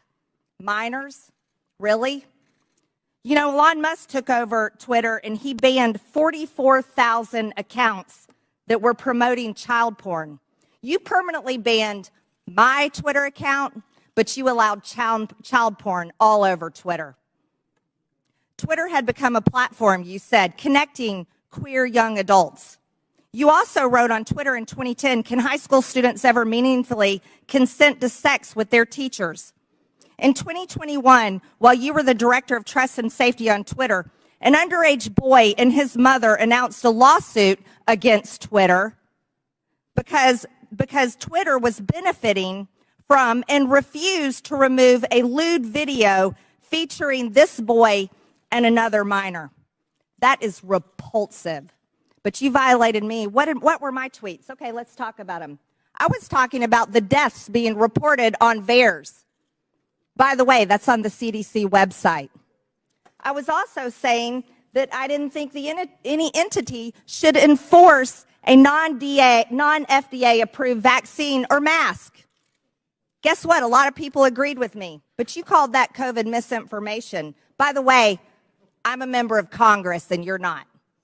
I also said the controversial COVID-19 vaccines should not be forced on our military. You want to know something? Republicans stopped that in the NDAA. Ladies, time has expired. And your time has expired. I yield back. Thank you, Mr. Chairman. Chair recognizes Mr. Gomez. Thank you, Mr. Chairman. Mr. Roth, please explain to us why Ms. Marjorie Taylor Greene, or the representative from Georgia, was removed from Twitter. Thank you for the question, Congressman. My recollection is that her personal account was banned from Twitter after repeated written notices due to repeated violations of the Twitter rules. Can you add a little specificity to the violation of the Twitter rules? Yes. Again, I didn't have access to my Twitter email, documents, anything that would have let me prepare to answer that in more detail, but my recollection is that the Congresswoman repeatedly violated Twitter's policies about sharing misinformation about COVID-19. She received multiple written warnings about that conduct. She received multiple timeouts related to that conduct. And then ultimately, consistent with the written and published policy, those repeated violations resulted in her account being permanently suspended. Mr. Chairman, so in essence, I'd like to make a point of personal privilege. It's still my time. We'll stop. We'll stop. Still my clock. It's still my time. Mr. Chairman. Point of order by Mr. Raskin. Yeah, I don't believe that members of this committee have the right to interrupt someone's testimony because their Point name of was personal mentioned. privilege. And- You were mentioning my name, Mr. Raskin. Yeah, no, I understand, but that's not the rule, Ms. Green. I don't think a member. That is the rule in Congress. Well, then I'd like we can take a point I'd like of the personal parliamentarian privilege. to rule on whether any member of this committee has the right to interrupt a witness's testimony because they mentioned the name of a member of Congress. You mentioned my name, Mr. Raskin. Yeah, I'm not testifying. Chair recognizes Ms. Green. Thank you, Mr. For your Chairman. point of privilege, very briefly. Thank you. For Mr. Roth, who made you in charge of what is true and what's not true? Does she get to reopen her question? No, we'll go back to Mr. Gomez, and Mr. Gomez, please remember the decorum of the committee. The clock. We'll restart the clock now. You didn't lose any time. Chair recognizes Mr. Gomez. Thank you so much. The gentle lady from Georgia was suspended from Twitter for knowingly and consistently spreading conspiracy theories about COVID-19 vaccine, right? Which is shameful, especially in a pandemic where a million people have lost their lives. With that, I yield my rest of my time to the gentleman from New York, Mr. Goldman. Thank you, Mr. Gomez. Let's talk about the so-called Twitter files, which my Republican colleagues seem to think are God's gift to journalism. In one about the Hunter Biden laptop, the author says that every single fact in the New York Post story was accurate. And Chairman Comer, I notice you blew up the cover of that New York Post story, which I appreciate you doing that because I'd like to dig into this article. The very first paragraph says Hunter Biden introduced his father to a top executive at a Ukrainian energy firm less than a year before the elder Biden pressured government officials in Ukraine into firing a prosecutor who was investigating the company. That is false. 100% false. Is the gentleman sure about that? Yes, in fact, I am sure about that. And as the lead counsel in the first impeachment investigation, we proved that he was actually fired because he was not prosecuting corruption, not that he was fired because he was prosecuting corruption. Corruption of the president's son's company. I'm sorry, would the gentleman yield corruption of the president's son's company? I'd like to reclaim my time. Gentleman's recognized. The fact that Joe Biden fired, consistent with U.S. policy and every single European country, the prosecutor general in Ukraine because he did not prosecute corruption, including at companies like Burisma, has been proven over and over and over. And if you want to know who actually prosecuted Burisma, Chairman Comer, you should talk to the British authorities, because they were the ones who were prosecuting Burisma, and they couldn't get any cooperation from the Ukrainian prosecutor general. So that's why he was fired. So right off the top, the very first paragraph of this so-called bombshell story is completely false. Now, what is the allegation that we are hearing from our Republican colleagues about the connection to Joe Biden and Burisma? It is an email from a Burisma employee thanking Hunter Biden for organizing a meeting with the Vice President Biden. We know nothing about the substance of that meeting. We know nothing about how long they met. It was not on Vice President Biden's schedule.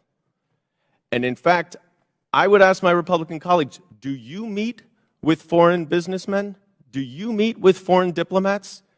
If we were to say to you every single time you met with somebody that you discussed something that you're voting on, how would you react? It's preposterous. And Chairman Comer, you have said in your opening statement that Joe Biden lied to the American people. That is a bold, bold accusation. And so far, we've seen no actual evidence of any lies or any support for Joe Biden being involved in anything having to do with Ukraine other than promoting U.S. foreign policy. And I hope that you are not abusing the power as chairman of this committee, and that you are not wasting taxpayer dollars on a fishing expedition into a civilian child of a president for political purposes. I yield back. The gentleman yield to a quick question. You don't have to. It's your choice. You yield. Yeah, please. So I would love to discuss this. Are you admitting that Joe Biden did get the prosecutor in Ukraine fired? I think it's very clear that Vice President Biden, along with all of our allies in Europe, pressured Ukraine to fire a corrupt prosecutor general who was not charging corruption cases that would have included potentially Burisma. Corruption with his son's company? Yes.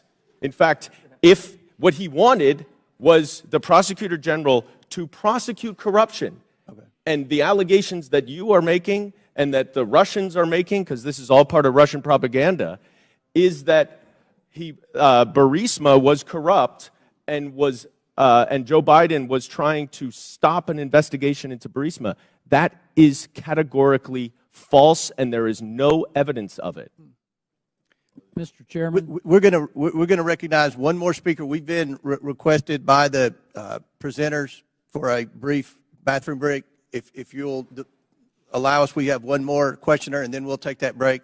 Chair recognizes Mr. Timmons for 5 minutes, and then we'll have a 5 to 10 minute break. Mr. Timmons. Thank you, Mr. Chairman. We have a big picture problem right now, and we're talking about Twitter specifically and Hunter Biden's laptop, but it's not just that. It's the general trend of the media, social media, the FBI, DOJ, doing one side's bidding. That's the issue. There's mistakes that have been made, and we keep looking back at these mistakes and say, oh, that shouldn't have happened that way. We are going to have a new policy to avoid that from happening again. But every mistake benefits one side. Every mistake benefits one side. Let's go back to 2016. The Democrat National Committee and the Clinton campaign paid Fusion GPS to fabricate the Steele dossier, which was the basis of this entire Russia collusion investigation. Special counsel, we spent $40 million pursuing it. There was no evidence of the Trump campaign colluding with Russia. There was none. It was actually fabricated by the Democrats and the Clinton campaign to create a narrative to damage President Trump. So that was a mistake. We all know that now. That was the conclusion of that investigation. And as a side note, that's why Adam Schiff is no longer on Intel, because he lied about that investigation. He said, as the chair of Intel, I have all this information. He abused his position, and that's why he was removed from Intel. So next, we go to 2020. Another mistake. We have something that is real labeled as something that is fake. We tell the American people that we're going to have an honest, open conversation about issues, about challenges that our country faces, and everybody has their own facts. Congressman from New York is mentioning his facts. It's just very bizarre that Hunter Biden making tens of thousands of dollars a month with no credentials from a business in Ukraine, whether they're being investigated, who knows? I mean, these are all speculation, and it's something the American people can't really digest because we don't know the answers to it. And when we're told the answers by our government, by big corporations, by big tech, and they're repeatedly wrong, it creates a trust issue. It creates a trust issue. So the American people do not trust what they're being told. They do not trust what they're being told. We're going to dig into the Hunter Biden laptop briefly. Jack Dorsey has said that he did not make that decision. Ms. Gaddy, did you make the decision to censor the Hunter Biden laptop story? Yes, I was involved in that decision. Who was the final arbiter? Because Mr. Roth has said he disagreed with that decision. Who was the final person that said, we're going to do this? I ultimately approved that decision. Okay, thank you. Mr. Roth, you have said previously that you do not believe that the New York Post story violated any policy. You've said that multiple times today. How many times, other than this one, did something get banned or flagged that you disagreed with? Is this the only one? No, sir, not at all. Okay, so these are Twitter challenging. Twitter repeatedly banned and censored material that you thought shouldn't be censored. Is that fair? These are challenging judgment calls, and I think reasonable minds can differ about whether a given piece of content. Okay, but on this does one you or did doesn't. disagree. I just want to say the American people need to have valid information to process decisions. I would argue that denying the American people the substance of Hunter Biden's laptop story was Hunter Biden's laptop was wrong. You got photos and text messages of Hunter Biden committing multiple felonies, which was never actually criminal. There were no criminal charges. Must be nice. Hunter Biden and James Biden were negotiating deals with Chinese Communist Party agents, one of whom Hunter Biden classified as the spy chief of China. We have evidence at least one of Hunter's deals with Chinese Communist Party linked entities. Joe Biden was given a 10% equity stake in the joint venture. You have evidence that the Bidens were trying to sell America's natural resources to the Chinese, and this is my personal favorite. Evidence that the Bidens and a Chinese energy company owned by the Chinese Communist Party had leased office space no further than 3 miles from where we're sitting right now. And the man running for president had his own office in that office space, his own personal office. You think the American people deserve to know that? I do. I think that there's a lot of smoke surrounding the Biden's relationship with the Chinese Communist Party. There's a lot of smoke surrounding the Biden's relationship with Ukraine. And they deserve to have the facts to make a decision for themselves. Y'all got it wrong in 2016 with Russian collusion. You got it wrong with Hunter Biden's laptop in 2020. You got it wrong regarding COVID at every turn. The American people deserve better.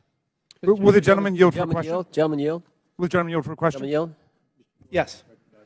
Then Mr. Raskins. Mr. Baker, did you talk to any of the 51 former intel officials who sent the now famous letter on October 19th, 2020, saying that the Russian, the story in the New York Post had all the classic earmarks of a Russian information operation? Have you talked to any of those 51 prior to that letter being sent on the 19th or after? Sir, I can't remember who's on that group, but Clapper, Brennan, Morrill. I've talked to those people during the course of my career, yes. Have you talked to them in your time at Twitter? I can't remember who's on that list, so I'm afraid. No, how about the 3 I just mentioned, Clapper and Brennan? Okay. All right. Mr. Chairman, regular order. Last Regular. question, but feel free to answer.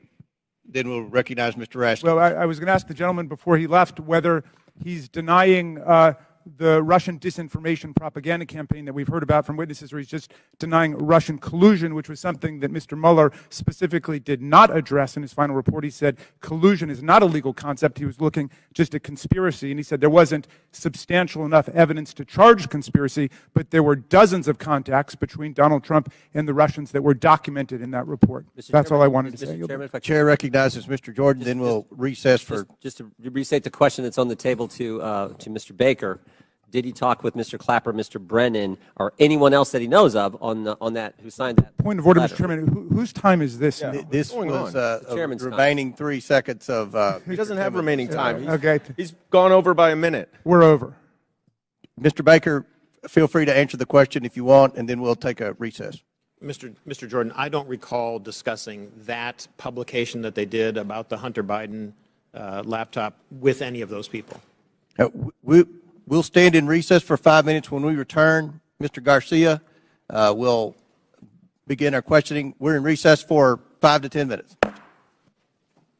Now we'll resume questioning, and Chair recognizes Mr. Garcia for 5 minutes. Thank you, Mr. Chairman.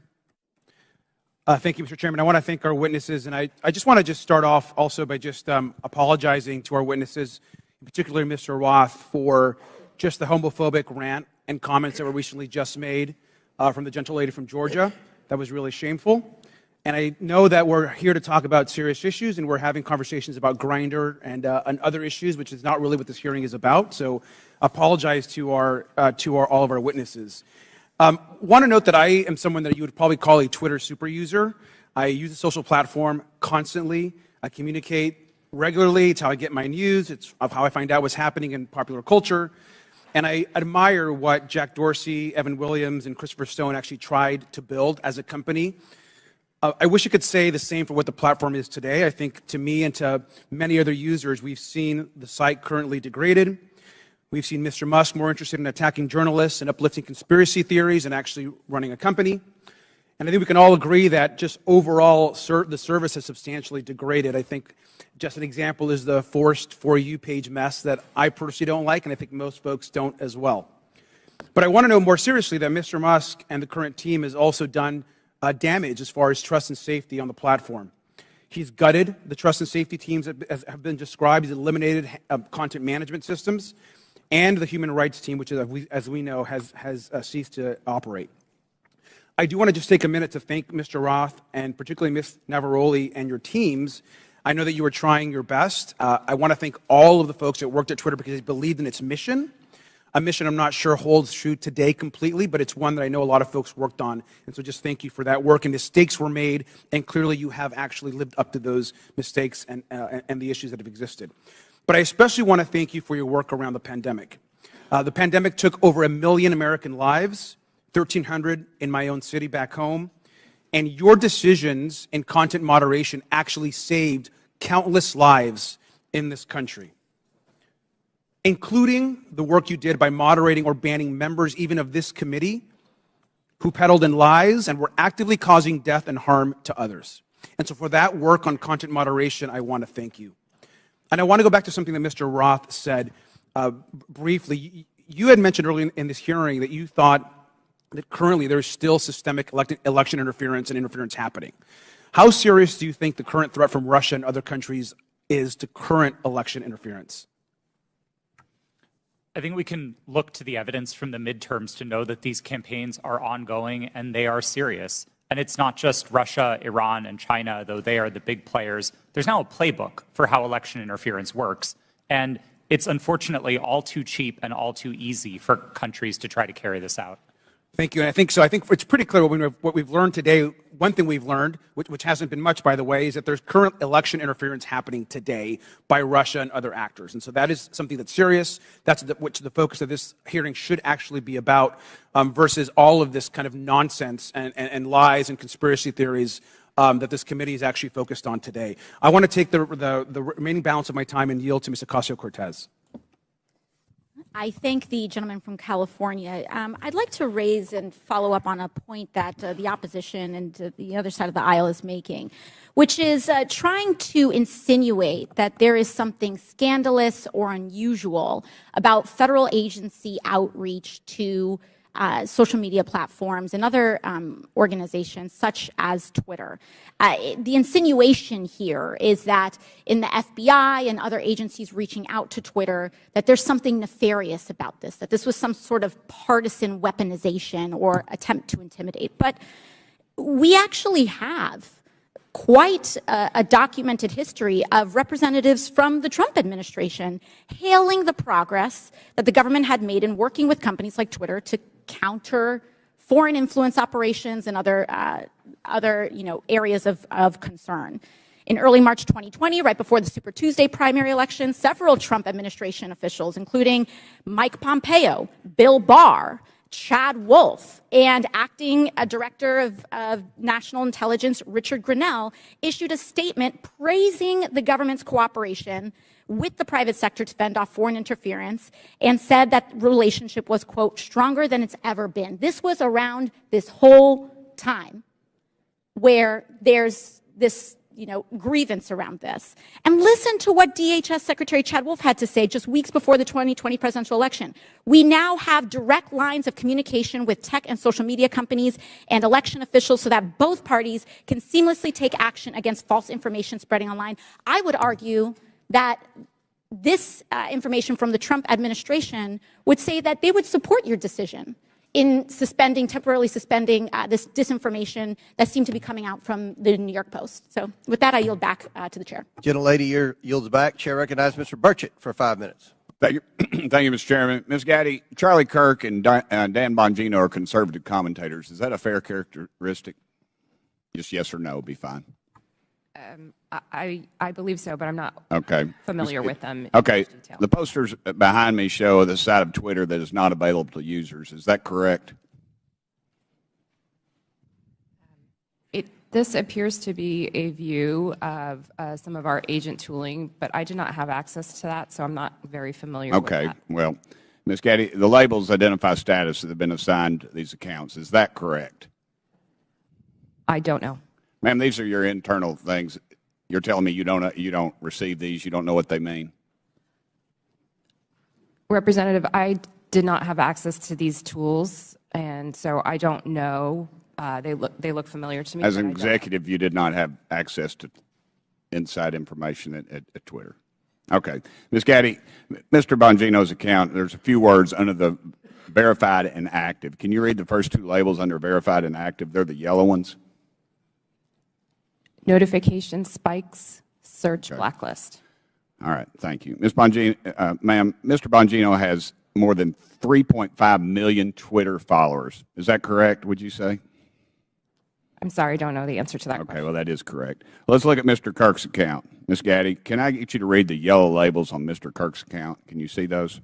I'm sorry, I can't see them from right here. All right. Do you know that Mr. Kirk has almost 2 million followers? I was not aware of that. Okay. Let me ask you, what is a search blacklist? I do not know specifically what that is, but I could make a guess if that would be helpful. Why don't you make a guess for me, please? We do, when I was at Twitter, there was an ability to prevent something from appearing in one of the tabs of search results. Okay, thank you. What does do not amplify mean? To the best of my recollection, when I was at Twitter, it would mean that we would not recommend or amplify that content in the parts of Twitter where Twitter was making recommendations. Thank you, ma'am. In 2018, you said that Twitter does not shadow ban. Twitter did, however, engage in what is called visibility filtering. One Twitter employee described visibility filtering as a way for us to suppress what people see to different levels. Do you agree with that characterization? I'm sorry, can you please repeat the question?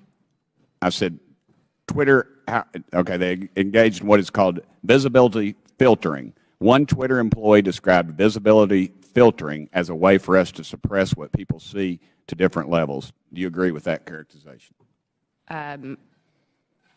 I agree that visibility filtering does give an ability to change. Okay. Shadow banning, ma'am, is understood that the practice is limiting the visibility of a user's post without their knowledge.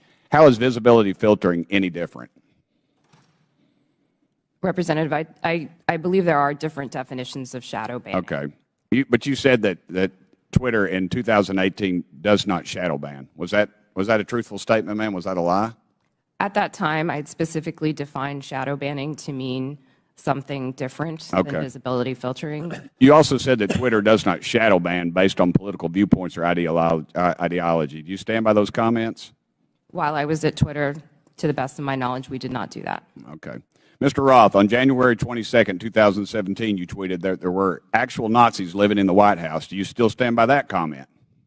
Yes or no? Sir, I regret the language I used. No, I do not. Okay. Mr. Roth, earlier in your testimony, you said you regretted tweeting that, quote, actual Nazis are living in the White House. However, Iran's Ayatollah sent anti-Semitic tweets, one stating, quote, Israel is a malignant, cancerous tumor that has to be removed and eradicated. Yes or no, did Twitter ever ban the Ayatollah or remove this hateful anti-Semitic tweet? Yes or no? To the best of my knowledge, Twitter did not remove that tweet. The answer is no. Mr. Chairman, it's clear that conservative voices are being silenced on social media in the mainstream. I appreciate this hearing. I might also suggest we look into holding one on DirecTV, Newsmax, and OAN. I give the rest of my time to Mr. Jordan. I thank the gentleman for yielding and for his good questions. So the user knows when their account's been suspended or blocked, but they don't know when they have some of these gold terms that were under Mr. Bongino and Mr. Kirk. Is that right, Mr. Roth? As of the time that I worked at Twitter, yes, that's correct. So they don't know if they're on the search blacklist. They don't know if they're on the do not amplify. They don't know that. That's correct. Twitter did not disclose that. So you did that to these two accounts. What I want to know did you know, Mr. Roth, if that was at the prompting of anyone from the government? Gentleman's time's expired, but please answer the question. No, sir, I'm not aware of any requests or orders or demands or anything from the government requesting that visibility filtering be applied to those accounts or any others. Chair recognizes Mr. Frost for 5 minutes. Thank you, Mr. Chairman. Look, I mean, I've been sitting here for over 2 hours, and I'm still not really seeing the point of this hearing. Is it to solve the problems of the American people, what people are struggling with? No. We get it. My Republican colleagues wish that the Hunter Biden story would have helped them win the 2020 election, and that didn't happen. And so they're angry about it, and that's the point of this hearing. You know, it was actually the foundation of the chairman's opening statement. It's why he brought up that poll on the 2020 election. That's what this is all about. And so I want to say to my colleagues, don't worry. There's still many platforms you can spread disinformation on, Parler, Truth Social, that have questionable editorial policies but aren't here today. There was no collusion, as the witnesses have said, under oath. There was no pressuring from the United States government, as we heard under oath. We're wasting our time here bullying former Twitter employees. So that way, it's calling the refs. So that way, in the future, when they want disinformation to be put on the internet, social platforms will be scared to call them out down the road. It's called calling the ref. But let's talk about the root of this hearing. My Republican colleagues would have folks believe that Democrats are preparing for some sort of major culture war. And there's a difference between a culture war and how culture naturally changes, culture change. Some on this committee are very resistant to culture change. I mean, just yesterday we heard a member equate immigration negatively to changing our culture, black and brown folks coming to our country. The reality is that culture changes, it adopts, it welcomes more people, it becomes more understanding, and it also decides to reassess what's acceptable behavior and rhetoric. It could be different now than it was in, say, the 1950s. In this supposed culture war, they often conflate the right to free speech with the non-existent right to not be criticized or held accountable for what you say on the internet or even in real life. And just because it's legal to say something and the government won't throw you in jail for it, doesn't mean the rest of the world, and sometimes even your own family, have to associate themselves with you or your comments. Mr. Roth, you helped set up content moderation policy at Twitter. What type of user tweets were more likely to get limited? Did it have to do with racism, sexism, homophobia, violence, or were y'all looking for people who were supporting Donald Trump, President Trump, and limiting those? Our policies were built fundamentally to be viewpoint neutral. They were focused on harm reduction, looking to things like the Universal Declaration of Human Rights with a focus on protecting people's safety, people's right to free and fair elections, people's rights to free speech. And we built concern with those rights into our policy. So being a decent human being. That's certainly what we tried to do. Gotcha. Yes. Ms. Naravoli, earlier you testified about a 2019 tweet that was about President Trump. And I think it was from Ms. Teagan. What was the tweet about? Would you like me to give the direct quote? Yeah. Please excuse my language. This is a direct quote, but Chrissy Teigen referred to Donald Trump as a pussy-ass bitch. Okay. Free speech. And what happened after Ms. Teagan posted her tweet? What did the White House do? What did the Trump White House do? From my understanding, the White House reached out to ask that this tweet be removed. It was my team's job. This fell underneath the policy for abusive behaviors, and we evaluated underneath our insults policy. At that time, up to 3 insults were allowed, and so it was our job to determine how many insults were included within that phrase. So the Trump White House reached out, not an agency, but the White House reached out and requested that you remove the tweet? From my understanding, yes. Okay. Mr. Roth, you mentioned a serious problem of foreign interference in our elections. Did you see that mass interference work more in support of right-wing candidates like President Trump in 2016 or President Biden in 2020? Thank you for the question. It's an important one, and I don't think there's a clear or easy answer to this. We saw Russian operatives playing both sides and often playing them against each other. One of the most enraging interactions that my team saw were accounts operated out of the same Russian troll farm arguing with each other. And they were manufacturing drama both on Democratic sides and on the Republican side. So it's still a huge issue. Absolutely. 100%. Well, there you have it. There's issues of big tech. There are serious issues we need to litigate. Hunter Biden's laptop is not one of them. And like many of my colleagues have said, we need to talk about these issues, how January 6th maybe could have been prevented if Twitter had taken action due to the hateful speech, and how we have foreign interference in our elections. Why are folks on this committee so obsessed with Twitter's editorial decision on Hunter Biden's laptop? Would they hold the same hearings of the editorial decisions of Fox News and Newsmax? Free speech is about the government limiting speech around about the public. My governor, Ron DeSantis, is doing that right now. I have a venue in my district that he's revoking the liquor license of, trying to close because they had a drag show. We have teachers who are not able to teach the curriculum that they want because they disagree with Ron DeSantis and his view of the world. That is limiting free speech. And I'd love to see this committee bring in some of these governors who are abusing their power, like Governor DeSantis in my state of Florida, to limit the free speech of people. I yield back. Gentleman yields back. Chair now recognizes Mr. Gosar for 5 minutes. Thank you, Mr. Chairman, for this important hearing. And thank you for our witnesses for appearing as well. I want to be clear. Despite claims in witness testimonies, government cannot deputize the private sector for actions that would be otherwise be restricted by the Constitution. In this case, the censorship of lawful speech. Now I want to direct you to a tweet over my shoulder sent by President Trump on October 5th, 2020, before Twitter banned him from the platform. This was after President Trump had become infected with COVID and received treatment at Walter Reed Medical Center. It says in part, "Don't be afraid of COVID. Don't let it dominate your life," end of quote. Do you see that, Mr. Roth? Yes, sir, I do.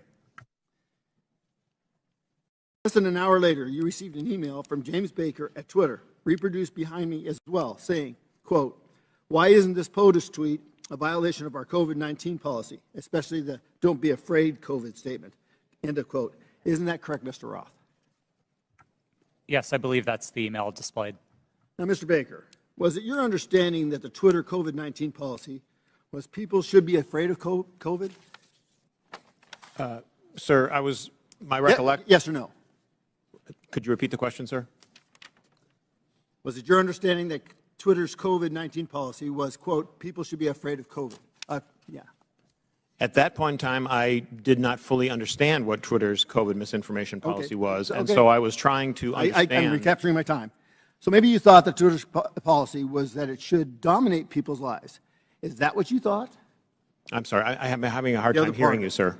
So is it the fact that Twitter, don't let it dominate people's lives? Is that the problem with the tweet?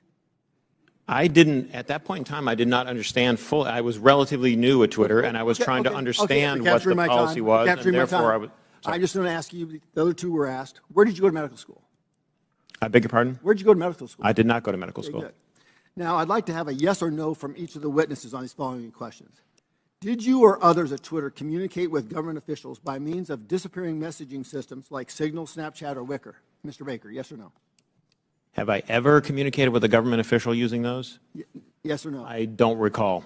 Ms. Gaddy? Not to the best of my recollection. Mr. Rao? Yes. Mr. Rowley? Not to my recollection, no. Once again, did you or others at Twitter receive requests from federal law enforcement to allow criminal activity or content whose distribution is criminal to proceed on Twitter? Mr. Baker? I'm sorry, I don't understand the question, sir. Ms. Gaddy? Can you please repeat the question, sir? Mr. Roth? If I understood the question correctly, it was whether we received requests to allow unlawful activity, and Yes. the answer is no. Okay, Ms. Navaroli? Not to my knowledge, no. Now, I'd like to submit for the record an article by the New York Post titled, quote, "Twitter refused to remove child porn because it didn't violate policies." Ms. Gaddy, who was involved in this determination? I'm not familiar with this situation. Mr. Roth, are you familiar with it? No, sir, I'm not.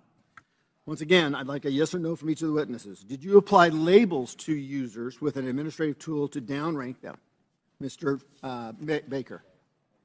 I'm sorry, sir. I'm having a very hard time hearing your questions. Ms. Gaddy? I'm having the same problem, sir. Can you please repeat the question? Mr. Roth? I'm not sure I understood the question, sir. Well, I'm asking you, did anybody use an administrative tool to downrank users? Yes, sir. That's a part of Twitter's content moderation capabilities. Mr. Baker?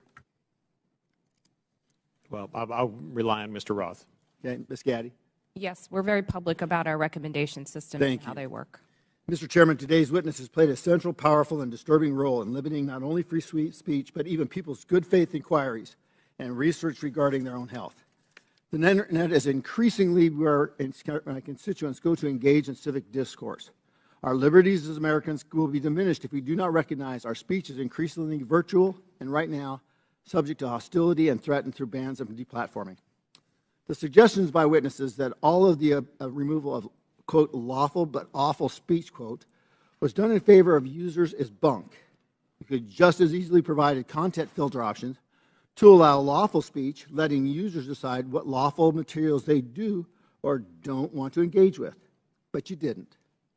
You censored and manipulated millions of people. Do not allow people like this sitting in front of us today to be the arbiters of truth. I urge my colleagues to support my Section 230 reform, Stop the Censorship Act, which empowers users with the editorial contract. Our private businesses, you always have a contract with your customers. Allow them to pick.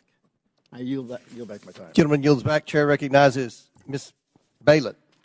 Thank you, Mr. Chairman. And I want to say, as a former history teacher, I care a lot about the facts and the details, so let's dive in. On December 4th, then-ranking member Comer appeared on Fox News and alleged that what Elon Musk's Twitter files showed was, quote, evidence that the Biden campaign colluded with big tech to suppress a story that we now know is 100% true, unquote. That is simply not true. It is not true based on what we knew then. It is not true based on what we know now. Mr. Roth, in a declaration to the FEC in December 2020, you stated, quote, I did not receive any communications from or have had any communications with representatives of Biden for President, the Democratic National Committee, or any of their agents regarding the New York Post articles before Twitter implemented the enforcement actions on October 14th, 2020, unquote. Mr. Roth, do you stand by that statement? Yes, absolutely. It's also worth noting that your colleague, I believe, Lauren Culbertson, told the FEC the same thing. Ms. Gaddy, did anyone from the Biden campaign or the Democratic National Committee direct Twitter to remove or take action against the New York Post story? No. Mr. Baker, same question to you, please. Not to my knowledge, no. So, the evidence is clear. Neither the Biden campaign nor the DNC had anything to do with Twitter's decision-making about the New York Post story. My Republican colleagues are using what are otherwise innocuous emails to suggest that there was somehow collusion between Twitter and the Biden campaign. For example, in one email, and this is the same one mentioned in Mr. Donald's questioning earlier, in one email selectively used by Elon Musk, one Twitter executive sends another a series of hyperlinks on October 24th, 2020, with the comment, quote, more to review from the Biden team. For the record, this is tweet number 8 in the first installment of the so-called Twitter files. So, Ms. Gaddy, are you familiar with this email? No, I'm not. Okay. So, just to be clear, this email has nothing to do with the New York Post story. It is dated October 24th, 2020, after Twitter had both made and reversed its decisions about the New York Post story. Mr. Baker, do I have that right? Based on, I think, the exhibit that was shown earlier, that sounds correct, yes. So, Ms. Gaddy, can you clarify for the record, if you're able to, what's happening here? Can you please be more specific about with this email? I don't believe I was a recipient of that email or reviewed it during my time at Twitter, so I'm sorry I don't have familiarity with that situation. That's okay. Mr. Baker? To the best of my understanding, these were tweets that the campaign had concerns about. I don't know the details of those, and they were referred to Twitter as, I'm not sure exactly why, but I can't get inside their heads, but they were referred to Twitter, and Twitter reviewed them, and someone, again, going off the exhibit from earlier, said they were handled. I don't know what that means, in terms of whether they took any action or didn't take any action, but at least they addressed the matter. So Thank I you. believe Thank you, Mr. that's what Baker. I construe from that email. Appreciate that. So from my understanding of everything that we've heard today, it's really not uncommon for outside entities, including, as we've heard, Mr. Trump's campaign, to request that Twitter remove content that violates the company's terms of service. Is that correct, Ms. Gaddy? That is very common globally. Thank you. So to the best of your ability to answer, Ms. Gaddy, were any decisions approved or acted upon based on the political party making the request? No, our teams were trained to enforce our rules consistently and fairly without regard to any sort of political ideology. Thank you. So I believe that what's happening here is my Republican colleagues know that the premise of this whole hearing is misleading. There is no evidence that the Biden campaign had anything to do with the Hunter Biden New York Post story. And the evidence we do have simply shows that the Biden campaign did what the Trump campaign and millions of Twitter users do routinely: flag content and ask Twitter to conduct its own review to determine whether it violates Twitter's own rules and policies. I yield back. Lady Yield, Chair recognizes Mr. Palmer for 5 minutes. Thank you, Mr. Chairman. I'd like to submit a June 22 study conducted by Princeton University called Powered by Twitter, the Taliban's Takeover of Afghanistan. Without objection, so ordered. This study covers the time frame of April to September of 2021, which is 4 to 5 month period between President Biden's official announcement of America's intentions to withdraw and the chaotic end of the American troop presence in Afghanistan. The study found that the Taliban weaponized Twitter and that Twitter's moderation policies failed.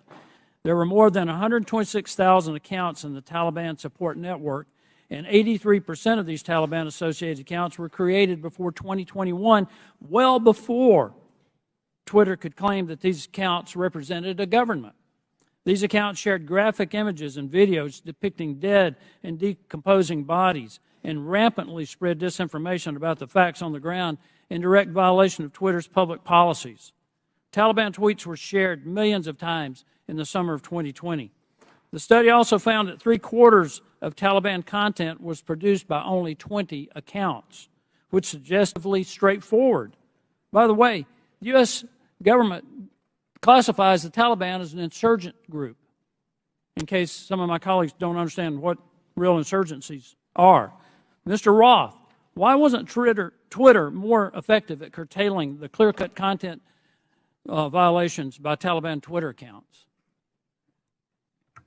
Thank you for the question, sir. At the time that you referenced, I wasn't responsible for Twitter's work on counterterrorism. Do you have any idea why Twitter would allow clear-cut violations by an insurgent group? And by the way, they carried out multiple suicide attacks during the time frame they were sending out these tweets, killing dozens and injuring hundreds. It's my understanding that Twitter's policies at the time distinguished between some of the more violent portions of the Taliban and some of the more political portions of it. I'm not rendering judgment on it. That stuff's still up on Twitter, and I just wonder how many content moderators were assigned, if any, to check on these accounts. Additionally, it appears that Twitter was profiting from Taliban's presence on the platform in the lead-up to the overthrow of the Afghan government. Twitter placed ads from U.S. companies, including Amazon, Disney, McDonald's, and on the Twitter accounts of the Taliban news organization and their spokespersons and their senior leaders. Ms. Gaddy, did Twitter make money off placed ads on Taliban Twitter accounts on August 26, 2021, when 13 U.S. men and women died in a suicide bombing? I have no knowledge of this matter. You don't have any knowledge about whether or not these ads were up? I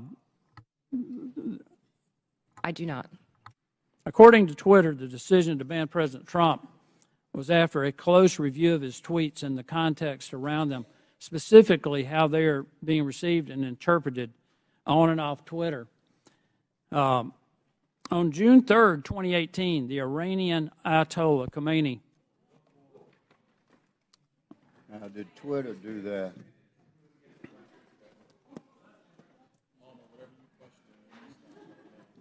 Sounds like the Green New Deal to me.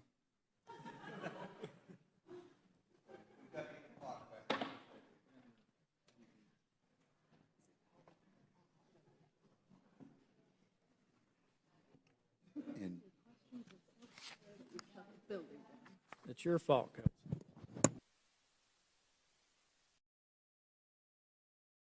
Minutes remaining, so I now yield 3 minutes to Mr. Palmer. Thank you, Mr. Chairman. Let's try this again. According to Twitter, the decision to ban President Trump was after a close review of his tweets and the context around them, specifically how they are being received and interpreted on and off Twitter. On June 3rd, 2018, the Iranian Ayatollah Khomeini tweeted, "Israel is a malignant, cancerous tumor in the West Asian region and has to be removed and eradicated. It is possible and it will happen." This tweet remains on Twitter to this day. Mr. Roth, how do you believe this tweet from the leader of Iran calling for the eradication of Israel was received and interpreted on and off Twitter? I couldn't say for sure how that tweet was interpreted. You would have a pretty good idea, though, of how many retweets and the amount of traffic it got. Only from what I can see in that illustration. Why does the Iranian leader who has explicitly pledged to eradicate the Jewish state of Israel get to remain on Twitter? Mr. Roth. Like all of Twitter's users, the Ayatollah is subject to the same set of rules. And while I can't speak for Twitter's decisions today, I can say that Twitter took a number of enforcement actions against the Ayatollah's account, the same way that we would against. That's still up. You understand how hypocritical this is, right? You banned a sitting U.S. president and a sitting member of Congress, Marjorie Taylor Greene, while a man who has pledged death to America and can openly call for the death of millions of Jewish people and yet not be removed from Twitter. You understand how that looks? How hypocritical that is? I'm asking Mr. Baker, Ms. Gaddy, Mr. Roth, Ms. Navarro. That's amazing. But it shows the hypocrisy at Twitter. I want to pivot here, Mr. Chairman.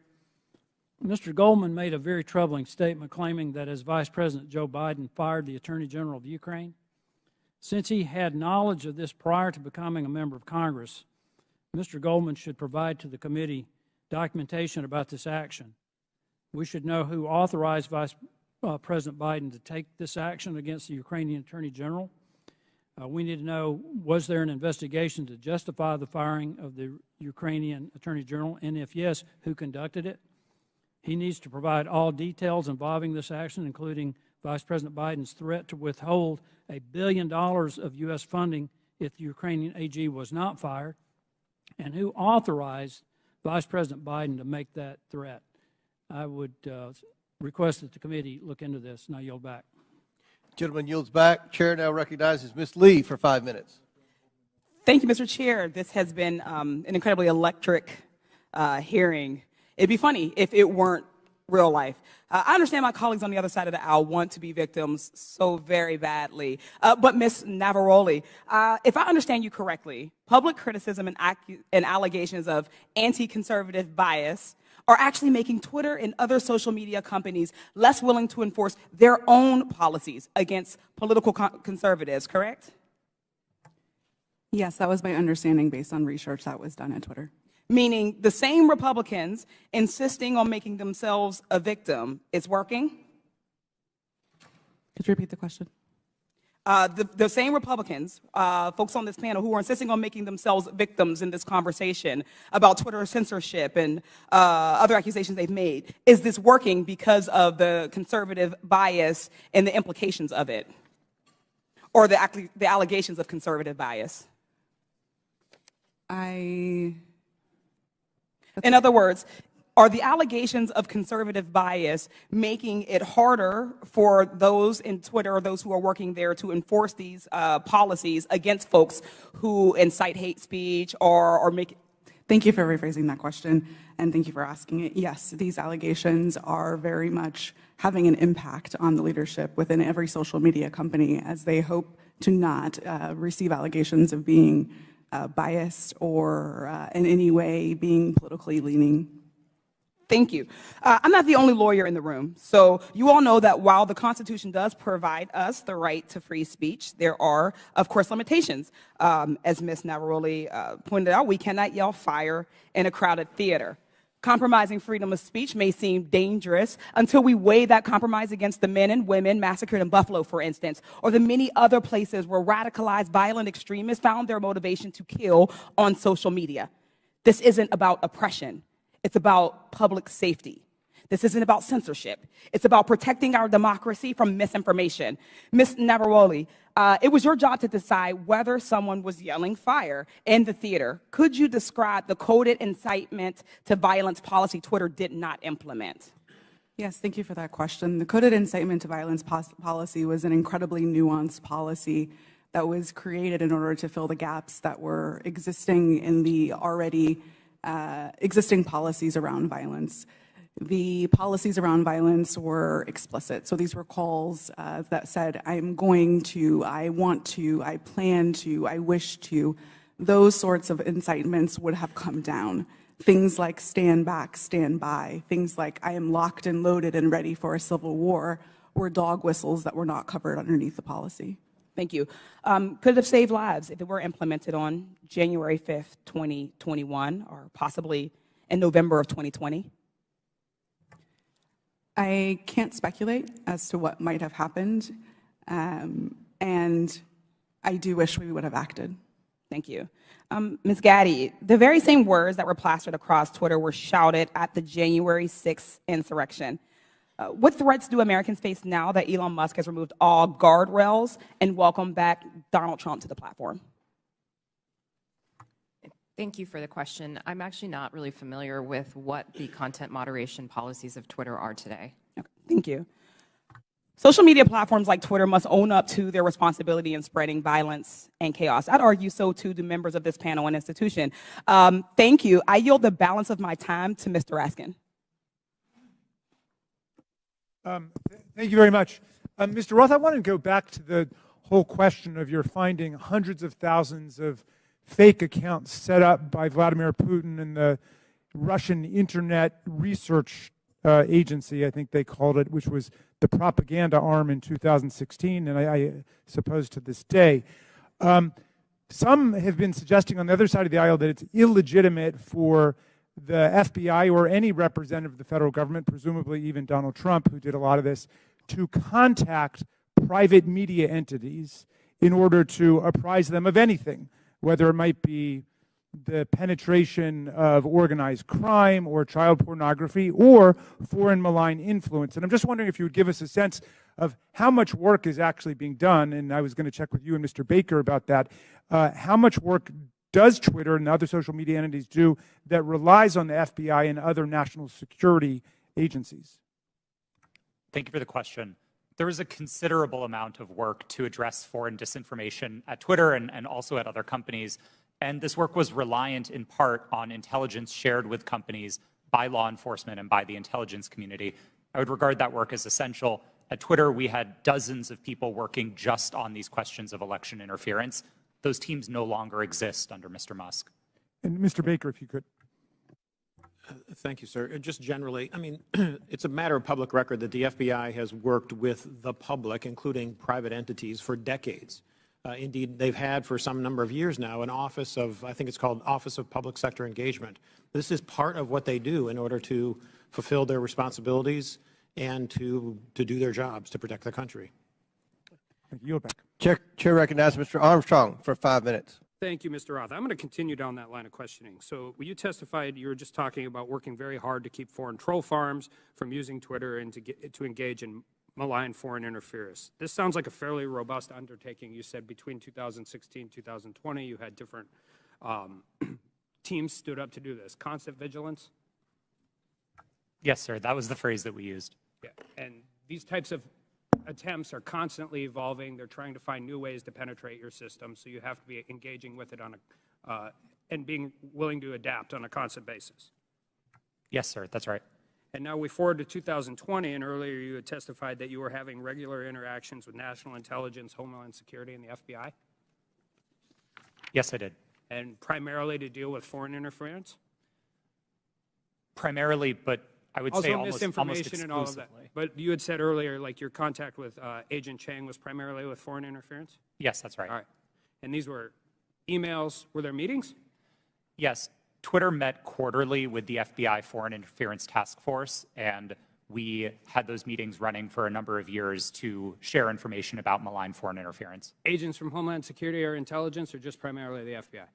Our primary contacts were with the FBI, and in those quarterly meetings, they were, I believe, exclusively with FBI personnel. And you had multiple former FBI agents on the payroll. I mean, Mr. Baker, you have 10 years experience with FBI, DOJ? I was, well, with DOJ, it's 2 decades roughly, but I was, just for the record, I was never an FBI agent. Okay. Yeah. And Twitter has such a close relationship with at least one FBI agent that that agent could start emails with, hey, Twitter folks, and could actually advise your company about violations of your own terms of service. Mr. Roth, I think it's safe to say that you had a consistent dialogue with the FBI for the weeks and months prior to the New York Post. Is that fair? I had ongoing conversations with the FBI for years, I would say, about election security. And in response to Mr. Fry earlier, you said you would not categorize the FBI communications as pressure. No, I would not. However, Twitter's director of policy wrote to you in 2020 that Twitter has seen a sustained effort by the intelligence community to push Twitter and that Twitter should keep a solid front against these efforts. He specifically cited Elvis Chain, an FBI agent in San Francisco. Now, on August 11, 2020, Agent Chan sent you 3 documents in prep for a meeting and said the documents pertain to APT-28, a hacking unit connected with Russian military intelligence. Agent Chan arranged for having security clearance for Mr. Baker and facilitated encrypted networks for the FBI to share information with Twitter employees. And on October 14th of 2020, you stated that this feels a lot like somewhat of a subtle leak operation. Earlier today, you testified that you were following national experts on Twitter, national security experts on Twitter, as a reason to take down the New York Post story on Hunter Biden's laptop. Yes, sir, I did. So, after 2016, you set up all these teams to deal with Russian interference, foreign interference. You're having regular meetings with the FBI. You have connections with all of these different government agencies, and you didn't reach out to them once? Is that question in reference to the day of the New York Post Yeah. article? That's right. We generally did not reach out to the FBI to consult on content moderation decisions, especially where they related to domestic activity. It's not that we wouldn't have liked that information. We certainly would have. It's that I don't believe it would have been appropriate for us to consult with the FBI. In December of 2020, you did a declaration to the Federal Election Commission that the intelligence community expected a leak and a hack operation involving Hunter Biden. Recently, Mark Zuckerberg confirmed that the FBI warned Meta that there was a high effort of Russian propaganda, including language specific enough to fit the Hunter laptop Biden security story. You're talking to these people for weeks and months, years prior to this leaking. They have specifically told you in October that there's going to be a leak potentially involving Hunter Biden's laptop. They legitimately and literally prophesized what happened. And you didn't contact any of them? No, sir, I did not. Did they reach out to you? On and around that day, to the best of my recollection, no, they did not. So after the story was taken down and you guys did it and you personally disagreed with it, Ms. Gaddy, you said you did. Did you contact them and say, hey, is this what you were talking about?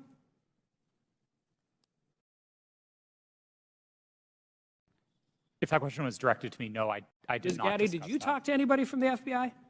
Not to the best of my recollection. So I guess my question is, what is the point of this program?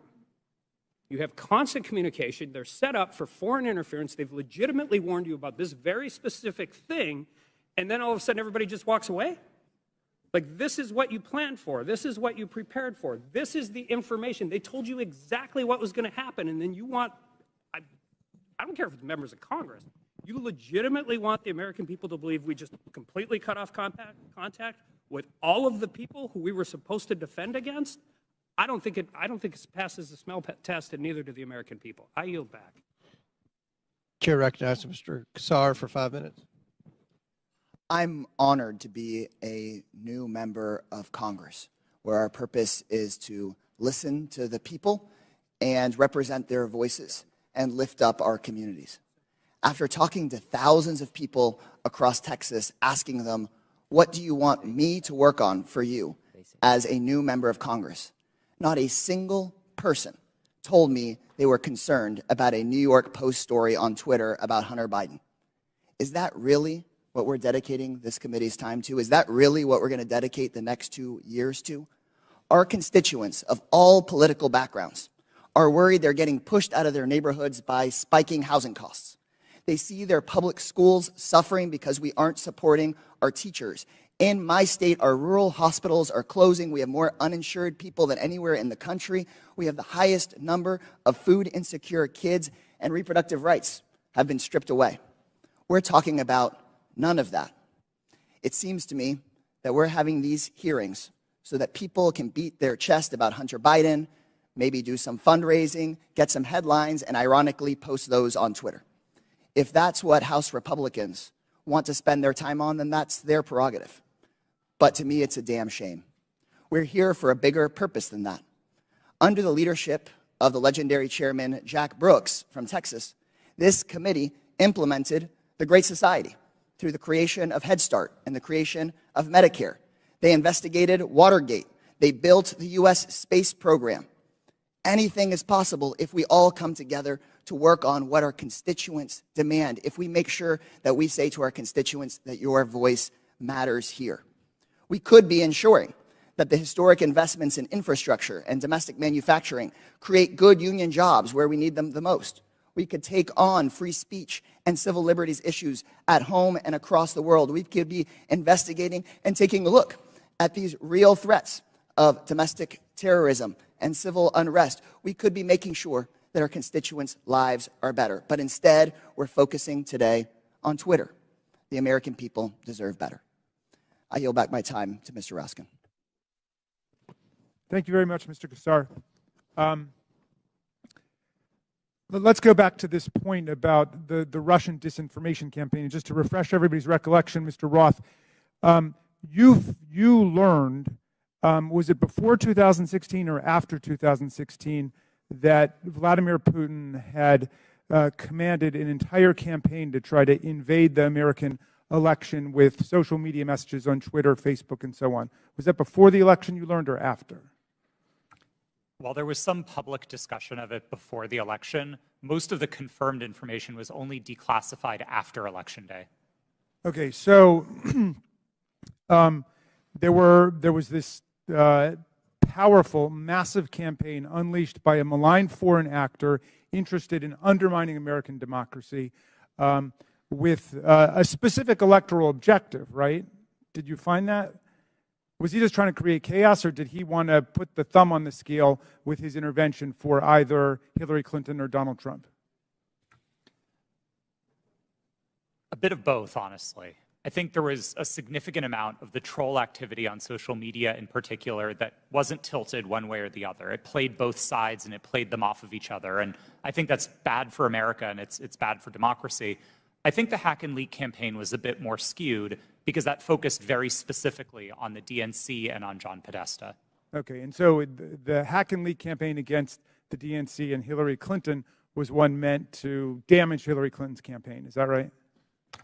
That's what most research concludes was the objective, yeah. All right. So some people are suggesting that if the U.S. government finds out about a malign foreign influence disinformation or propaganda campaign in our elections at any level, the government shouldn't say anything to the public or the news media about it. What do you think about that proposition? I believe that would be a profound failure. I think there's a collective responsibility across the private sector and the public sector to address our shared threats, and Russian interference in American democracy is one of those shared threats. Okay. Ms. Gaddy, do you agree with that? Yes, I do. Okay.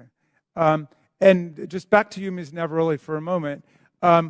Did you follow the attempt to overthrow the official election result in Brazil? I was not working at Twitter at the time, but I paid attention to the news, yes. Okay, and were you struck by any of the resemblances between what happened in Brazil and what happened here on January 6th? Yes, it was the exact same playbook that was played on January 6th, in which a ruling party claimed that an election was stolen and that misinformation continued to spread and lead to political violence. Thank you. I yield back, Mr. Chairman. Chair recognizes Mr. Fallon for 5 minutes. Thank you, Mr. Chairman. If there was ever, if there's ever a time where our government becomes the sole arbiter of truth, then we've lost the United States. Twitter's become the virtual town square. It now has the power to transform public opinion like no other medium in history, with their algorithms shaping and molding the public mind to their own ends. Mr. Roth, to the best of your knowledge, what percentage of your colleagues when you worked at Twitter donated to Democratic causes or candidates in 2020? I don't know, sir. We have it here. It was 98.4% of Twitter employees gave to Democratic candidates or causes in the 2020 election cycle.